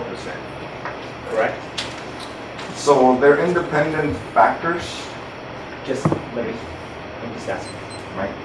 So what I'm saying is this: is you have, even if we're looking at this column, we will have more than likely we'll have phase 1 and phase 2 done with those cash outflows, and then we'll more than likely get to phase 3 is when we get to the last phase that if this was our scenario, where we'd have to figure out another way to maybe finance the last $10 to $12 million. I think that's the first statement. I think the first statement is that your shortage is going to occur here in this last bond issue. Okay, so to that point, and the point I'm trying to make is, if we begin construction on the high school, as we begin construction, we are basically putting value back into our community in a multitude of ways. By investing in our high school and people moving to our city, okay, looking at a new high school that's being built, we're adding value. Okay. By having these projects, we are employing people in the city, the type of agreement that we may or may not make. So we are actually increasing the local economy because we're actually helping with the wages and the money that's going to be spent in our city by the workers that we are employing. So we're adding value. So by the time we get to our last phase, then we have already possibly, without being a prognosticator, we have possibly added to a 4% valuation of property values because of the type of work that we're doing. Just possible. But because we're investing in our schools, we are showing that kind of growth is what I'm saying. So it gives a more positive outlook. And even if this is the most dire, the most conservative, we still have at least the first 3 phases done. That's my point. Are you done? For now. Okay. But going to that scenario, we still have to look at our fiscal solvency, because if we're not fiscally sound as a district, our rating can also drop, and that would also impact it. So we can have a really great school, and forces will be fighting it if we spend too much money, or we don't spend it wisely and budget wisely, and we drop again from a high rating of 4 stars or 4 A's or whatever they give you to 3 again, or we end up possibly being taken over. So yes, I understand what you're saying, but that's not the only factor. There's fiscal solvency involved as well. Absolutely. So to that point, What's our bond rating right now? We got a firm last year, I believe it was AA. So you're A plus. A plus, and our goal is within the next few months to have a further discussion with Moody's and with anybody else that will listen, Standard & Poor's, and try to raise it again. And my office will be working with Lalo to make that happen because we have a financial report that shows a lot better position than we were raised last year. Right. So with that assumption, your numbers also including at an A plus rating, which also include that we have to pay for bond insurance. Correct. If our bond rating goes higher, does that lower our costs? If we go just one notch to the AA, low AA category, we don't need bond insurance, so that cost goes away, and we get lower rates. So, you know, that's And that is something that we control in terms of our fiscal solvency. In addition, when we pass the parcel tax, that will also increase our fiscal solvency. So what I'm saying is, there are obviously always going to be concerns whenever you're dealing with market issues. But we have to look at what's positive. Right, and the things that we can control, and what we can do. Not can't, not obstacles, but what can we do? Where can we do? What kind of things can we do to move this place? I'm not saying being reckless, but we do want to move forward in that fashion. So we have things that are under our control that we can do. And I think you both, you and Mr. Kula mentioned some of those. It's not just one, we're not looking at one thing, we're looking at many variables that will impact our rating, will impact the decisions we make. and this really highlights the importance of the parcel tax passing for your fiscal year. But it's not Dr. Leon, one of the things that I like about the board discussing interest rates is that it's an area of great interest to us. And you notice how difficult a quarter of a point can be. And let me take you to the other side of the house that you have already done very well. If you remember when we started the current projects, we told you that we were paying architects a significant amount of money, that the contracting that we have done with them sometimes had overruns. By doing the type of contracts that you're doing with some of our professionals, you're going from paying 12% to paying 9% or less. And Jaime's job is to make sure with my office that happens. Look how easy to just drop 3 points. So you can fight all day over interest rates and drop a quarter of a point, or you can do a really good enforceable contract and drop 3 complete points and make it enforceable. One of the things I've suggested to the superintendent is as you enter into this much larger financing, to revisit your various services. Do we have the lowest possible cost for inspectors of record? Do we have, the lowest possible cost for project manager, for program manager, for construction manager, for architect? And in some cases, like with Lalo, because we have fixed amounts, you've secured it in a different way. Lalo makes the same whether we get $700 million or $100 million. In a way, you have evolved into having contracting that drops you a lot more than what interest rates can do. You have a great contract and you get, I was looking at the aggregate, if we issue $100 million in construction, the way we were paying before, we were almost 22% just for professionals before you broke ground. Right now, we are pushing 15 and I think we can do a lot better. So you can drop a lot of points and do a lot more, and interest rates will be less of a substantive discussion than your contracts, and they're also enforceable. So that reduces your change orders, which takes you to the 10% additional amount.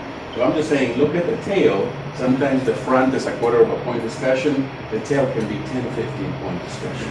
That's one. It's just a blessing to have contracts that have been reviewed by the board. I'll make a comment if I could, because it was asked, so what can the board do? Ultimately, I think the board just becomes much more knowledgeable about financing, about bonds, about interest rates, about all that. So that way, as those things change and we get updates, you as a board know exactly, or not, I don't know about exactly, but you have an idea where we might be going. And I think anytime you talk to a financial advisor, whether it be for personal use or for school, no one knows the future. But you take a look at history to see, so that you can understand the trends. And I think that's one of the things we always need to keep into consideration. Yes, someone's predicting the future for your fire loan.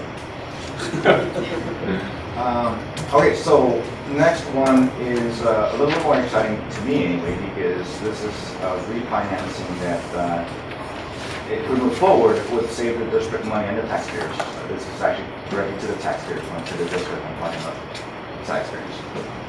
So we have, as you saw from the last presentation, we have bonds out there from several bond elections. This refinancing opportunity that I'm going to discuss with you is for the election of 2003 and the 2010 Measure Double E bonds that are outstanding. You did do already refundings in 2012 and 2013, or refinancings, that did address opportunities that were available to you then. These were not available then. Now in the low interest rate environment that we find ourselves, they come up as candidates, very attractive candidates for refinancing. So let me walk you through this very quickly. This chart here gives you those candidates that we have identified as being refinanceable at a very attractive level of savings. And as you can see there from the election of 2003 bonds, we have bonds issued in 2004, 2005, 2007, and 2008. The first, and let me do this. The first row gives you the original principal amount of bonds, what is outstanding right now, and then of that outstanding portion, what is refundable or callable. And Mr. Frutos gave me an idea that was very good, and to explain to you the process, how this works. When you sell bonds, you put a provision in those bonds, this is very standard for general obligation bonds, that says that at some date in the future, you are allowed to refinance these. And so that date is called the call date. And so these, when we do an analysis of a bond refinancing, we look at when the call date is coming up and figure, can we do an economic refinancing of these bonds now, or do we have to wait until the call date? And oftentimes, you don't have to wait for the call date. You can do it ahead of time, and there's a mechanism for that I'll describe later. These bonds, say for the 2004 and 2005, all have future call dates. The 2004 and 2005 are already, the call dates have already come by. So these are bonds that, because of that refunding feature, that call feature, are candidates for a refinancing that's economically advantageous to the district.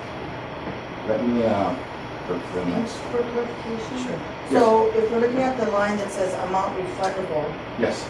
we are currently paying that to the companies or groups that purchased the bonds initially, So- and that's money we don't have to pay them? No, so amount refundable is of the principal that is outstanding, which is this line. Yes. Which portion are you allowed to refinance? Not all of it is refinanceable. Oh, okay. Only certain portions, and it has to do with legal provisions that protect certain bonds from being refinanced, and others are available to you legally. So this, from this middle column, middle row, and from this middle row, Right. it'd be great if we could refinance all of it, but we can't. We can only refinance these portions. That means that what remains will remain. But you can see from the $19.6 million, almost half of it is refinanceable. Okay? Okay, at a lower rate. And you know what the rates are? It's those rates that I gave you for the 4%? the 30-year rate is about 3%. Okay. It's very low. But there is a comparison that you'll see later on. That's a great question, and it will be a comparison with rates that were then or are applicable to the existing debt and what the new bonds would have. So if it's current at 3% and you refinance at a lower rate, what, We're dropping the payment. It's almost like your mortgage. so it would be refinanced at what rate? So I'll show you that in a second. Hold that thought. You'll see the comparison. So this is your question, right here. Let me make sure that. Okay.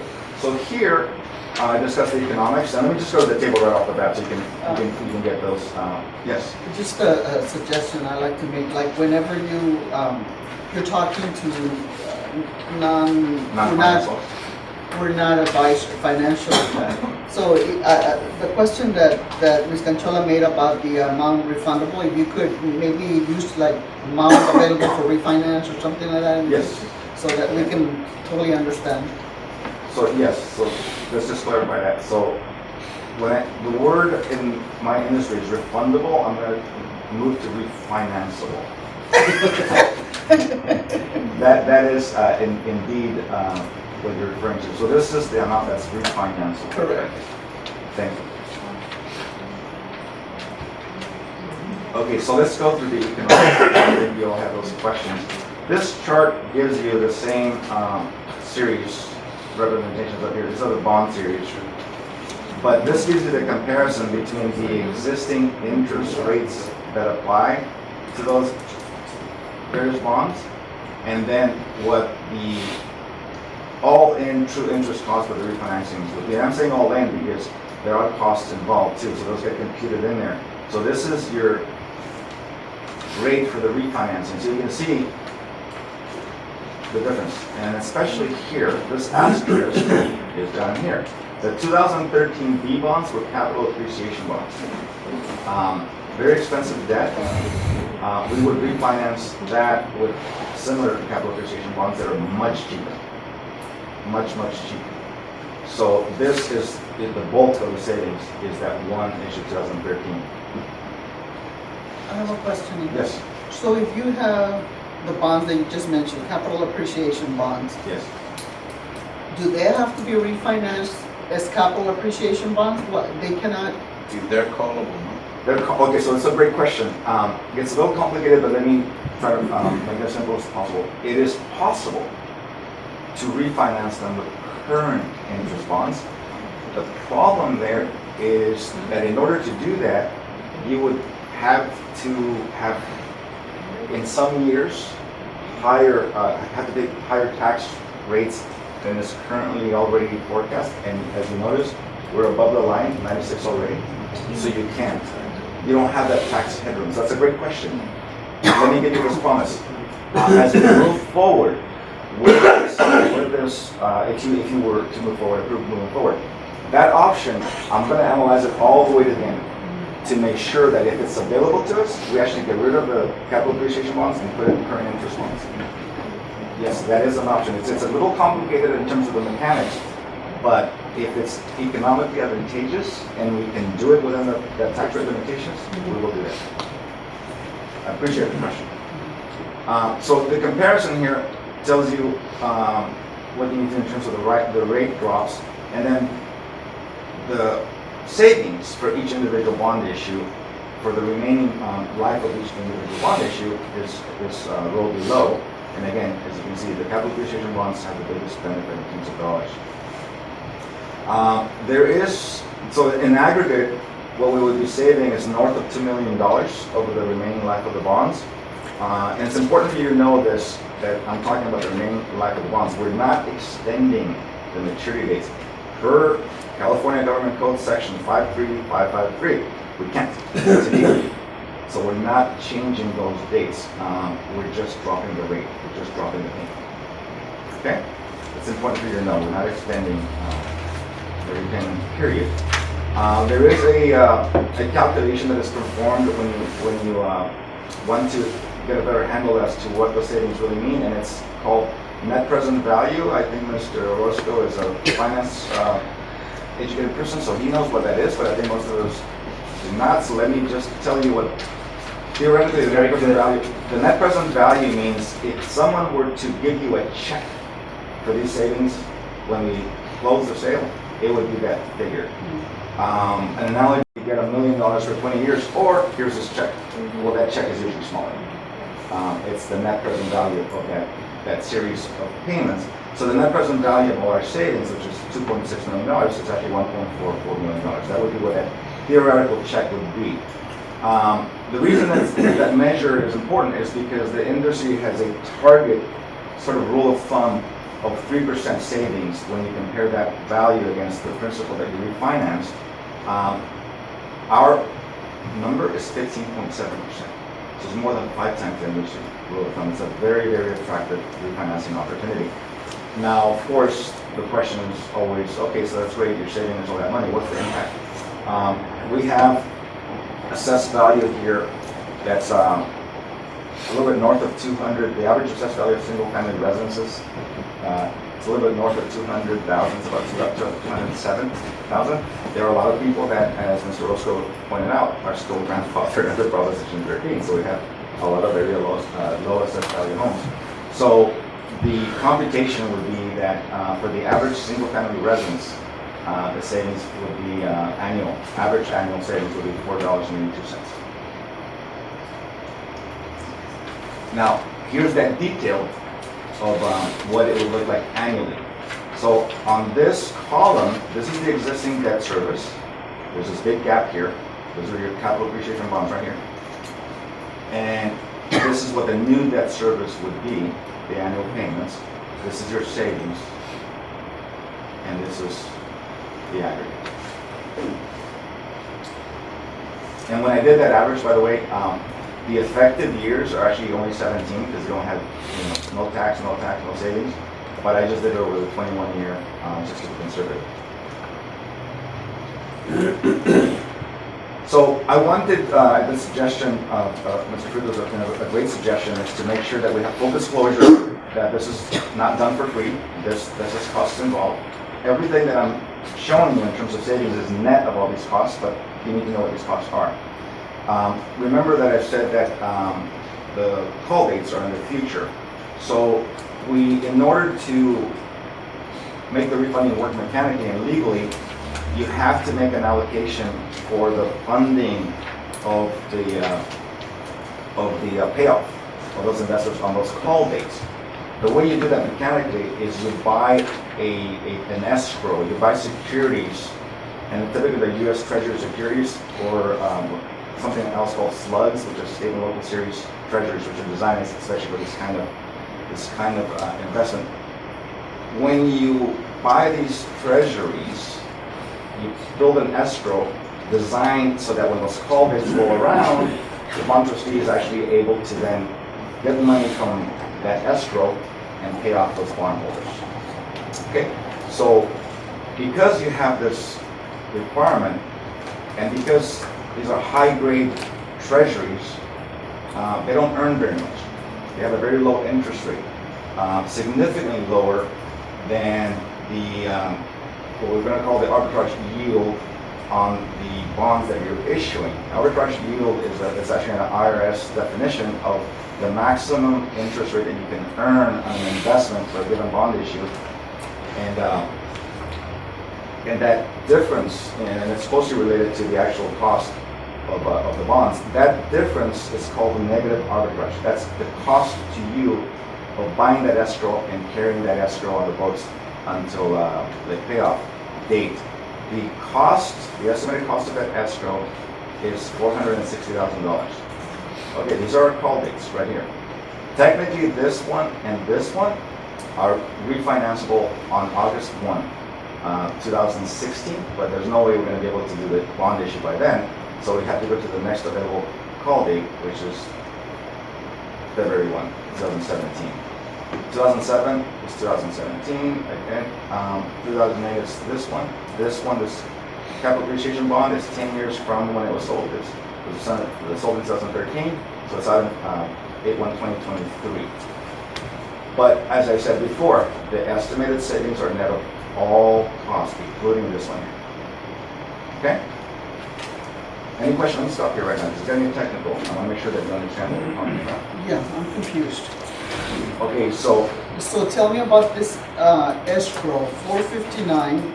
Is that similar to an escrow you put on your house that you have a holding tank for that money? Eventually, that will come back to you. mechanically, bingo. Mechanically, it's an escrow that way, in that it has a funding date and then a disbursement date. Okay, so in a house purchase, you set up an escrow so that at closing, the bank loan is held in there in trust until you pay the seller, right? In this case, we have to put something in trust. It is an escrow. And legally, because you set up the escrow, those bonds no longer exist. They're called defeased. So you can take them off your books. So because it's been there before. So there becomes a fees because it's got this escrow. That escrow then sits there, and it's designed, it's sized in a way so that the earnings from what you purchased, the securities, the earnings themselves and the securities themselves, when these call dates roll around, the money is ready to go to pay those people off. Okay? And Dr. Rioni, if I can give you an example, the way we can look at it is, if I give you that $1.4 million today, which is the net present value of the savings, if we didn't have this problem, technically I could give you close to $2 million. If we wait until 2023, you get $2 million plus that. So one of the things that we were discussing is, we have an opportunity here to make for the community of Pico Rivera about $4.8 per year, almost $5 a year in savings. But there is a cost to that, which is this close to $500,000 plus the other thing. If you wait till 2023, which I'm not advocating that you do, but you wouldn't have any costs. Everything would be just done because that's the call date. So those are the choices you need to make. So my question is, when you're talking about the 15%, I guess that we're gaining 15%, is this cost deducted from the 50%? This 50% is net of all costs, every cost. So that's net, that's the net benefits for this group. But this is factored in. Yeah, this cost is factored in already. Yeah, it's net of that. So it doesn't come out, that's the actual net figure.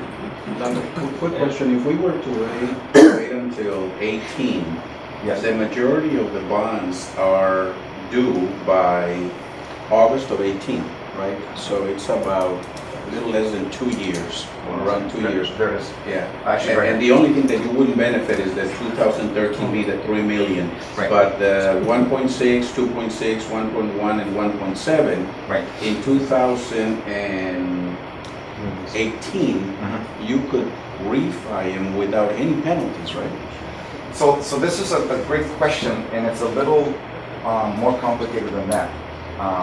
So yes, to your question, if rates stay the same or improve. That was my question. If rates are higher, there's no guarantee that you're going to be able to refinance. And, Yeah. Yes, Mr. Orozco? Well, here's the deal. This to me is like a slam dunk. Like, you lower your payment. And the variable here is, right now we have interest rates that are really low, they're even lower than what you were anticipating it would be. They even dropped even lower right now. So, as with anything, timing is everything. Yeah. And so I remember I modified the loan on my house because I was on an interest only on horrible loan. But I got an opportunity to modify at 2%. And so I jumped all over it, but it was at that time that I did it, and people are asking me to refinance, but they can't beat 2%, so get out of here. So when it comes to finance and economics, you know as well as anybody else, timing is everything. Timing is everything. So to add to that discussion, the 2004s and 2005s, when those prior refinancing were done, they were not good candidates because of the rates. Now they have become. So that's really what you face is that because of the low interest rate environment, they are candidates. There's nothing that's going to tell you that if you wait until 2008, this is going to be a candidate, or this, or this, because you don't know where it's going to be. So it's always, I joke that colloquially, the way we describe it in the industry is it's the bird in the hand. I mean, you know what you have. You don't know what you're going to have later on, so it's not a bad bet.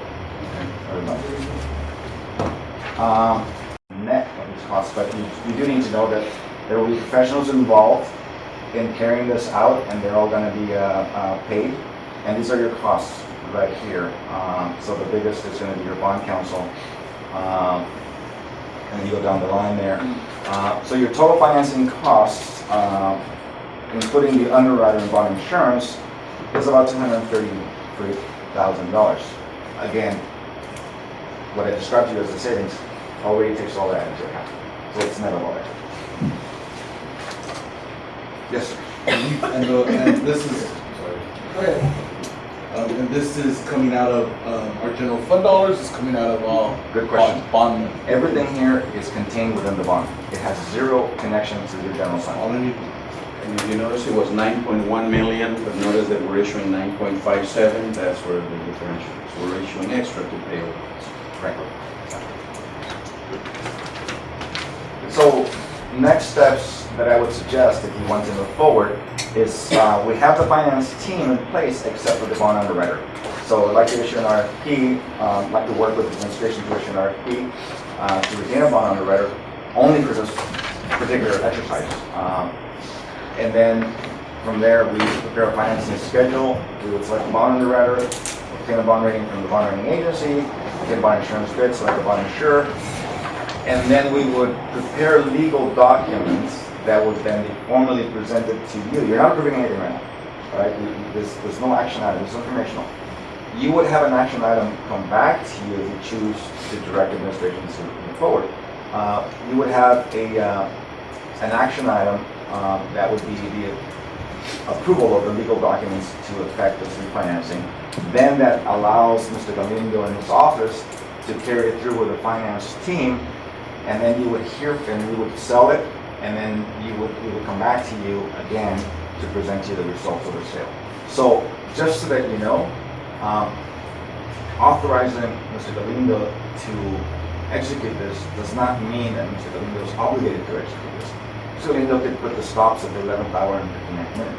If something is not looking right, I would advise him not to do the refinancing, and we would stop it, and it wouldn't happen. But so long as we are in an economically advantageous position, the thought is that we would execute this and come back to you and hopefully show you glowing results of a great refinancing.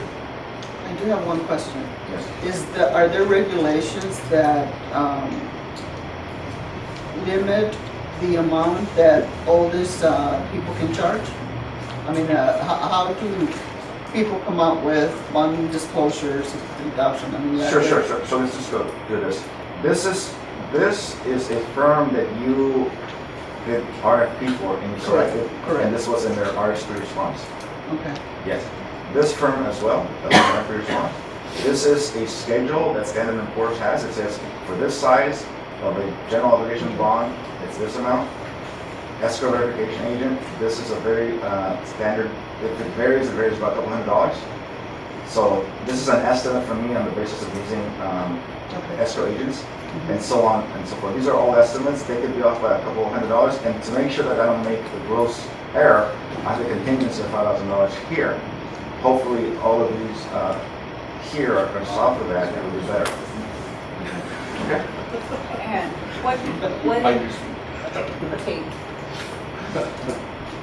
what is the, I mean, I just, let me see if I can hear my question. 233.9 out of, it's the financing cost on a 9,570,000, correct? Mm-hmm. So the percentage is Oh, what it's about? tiny. I mean, if you compare it to like a And is wholesale. and is that the industry norm? Or are we below or above? So let me answer that one instead of the percentage. The percentage is low. These are all very much at or below. I mean, Stradling, your most expensive. They're from what I've seen with other bond councils, they're very attractive, which is probably part of the reason that went into your complications for selecting them. They're very well priced. So they did a good job. Here, this one underwriter, this is also in my estimation is below the mean. This is a conservative estimate. When we do the selection, is going to be a request for proposals. So fees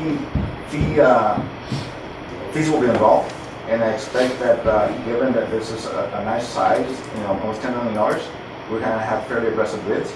So we're going to select someone that's well priced, and I don't expect that we're going to be much to do that. I mean, much higher. I expect that we're going to be lower. Then that bond insurance is it's going to be very dependent on us holding the rating, which I expect we will. I think we're in good shape, so we should be able to hold the rating, and that's more or less where we're going to be. members, any other questions? Okay. Thank you so much. Great. I finally get it. Okay, let's move on to our item number 6. 6A and 6B, actually 6A, provide direction to the superintendent on the issuance of a request for proposals. So does the board want to provide that direction? Madam Chair, I believe that Chair wanted to say something else. I just have one. I have Oh, one. I'm sorry, I I have one see. slide. That's okay. I have one slide on here that was up earlier. It's just talking about the ballot measure. So. Oh, this one. Thank you. Okay, so you've had a lot of conversation. This is not about the refinancing, but back to the conversation about the bond and the parcel tax.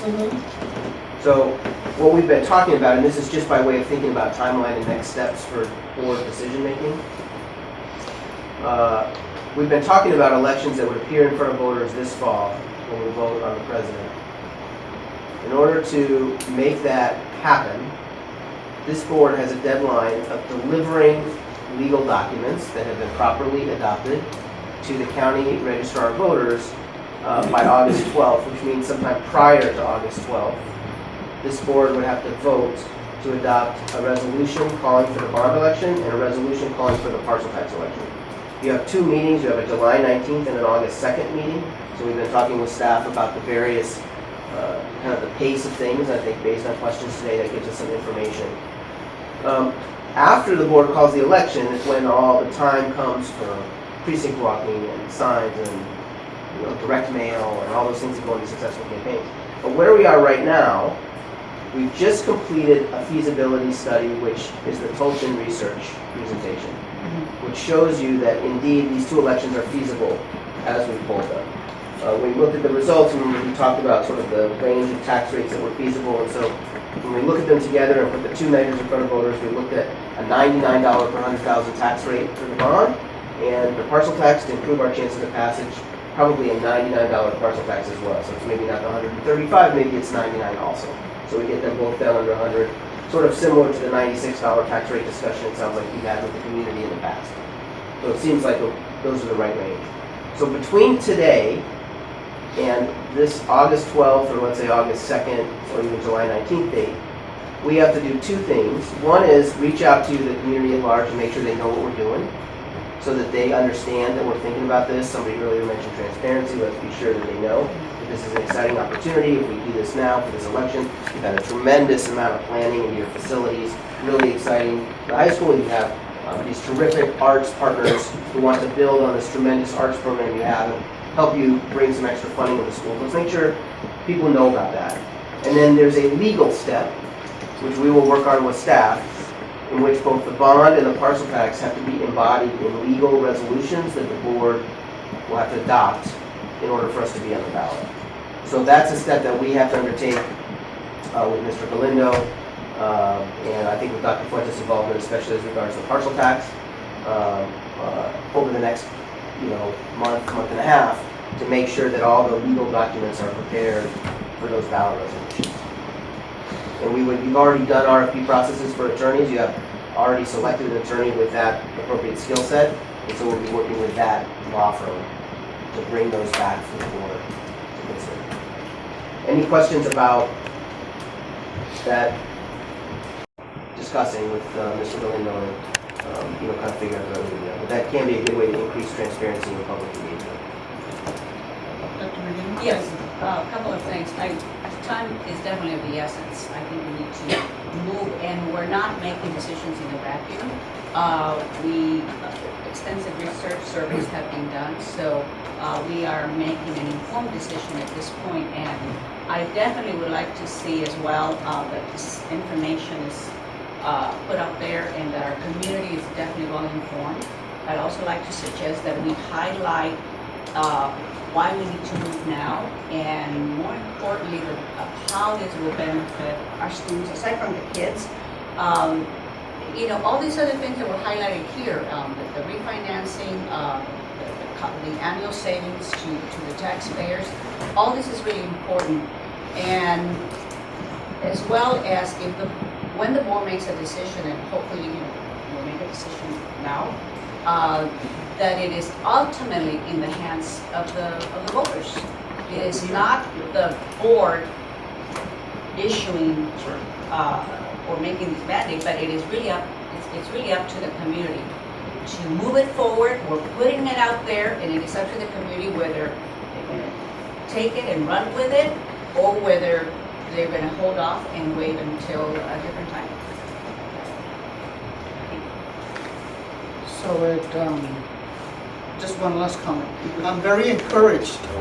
I'm very encouraged by the survey results, because as I'm reading the top choices that the answers that the voters or the people you survey, that's really the message we have been sending in our district: innovation, preparing students for the global economy. So the arts. So I'm enthused by that, and we need to move on. So just real quick, I think what Dr. Medina said was right on. We're not putting anything forward other than the question. We're asking the question and asking the voters if they want the 21st century schools that their students deserve, and I think it's the right thing to do. So I'm very confident that the voters and the community are going to say yes to education, because if you look at our city, we're the only city that has our state assemblyman, a woman, she's an educator, she's a teacher. Our state senator, he's a teacher. On the school board, we have a lot of educators. On our city council, we have educators. This is an education city. We believe strongly in education. And education continues to win in our city. And so I really think that if we put the question out to them, the community will decide for themselves. And if they say no, pues we're going to have to figure out something, how to do these things in different ways. But I do think that putting the question to the community is the right thing to do, and I think that in the end our community wins. Okay, let's move on. So at this point, do I have a consensus of the board as far as giving direction to Mr. Galindo to move forward with the bond program communications consultant? Yes. Yes. Okay. Let's move on to 6B. Do I have consensus that to approve for Mr. Galindo to move forward with the request for proposals for the bond underwriter? Yes. Yes. At this point, I would like to entertain a motion to adjourn. So move. Mr. Lara? Yes. Mr. Orozco? Yes. Dr. Medino? Yes. Yes. Meeting adjourned. Thank you, everyone. Wonderful presentation.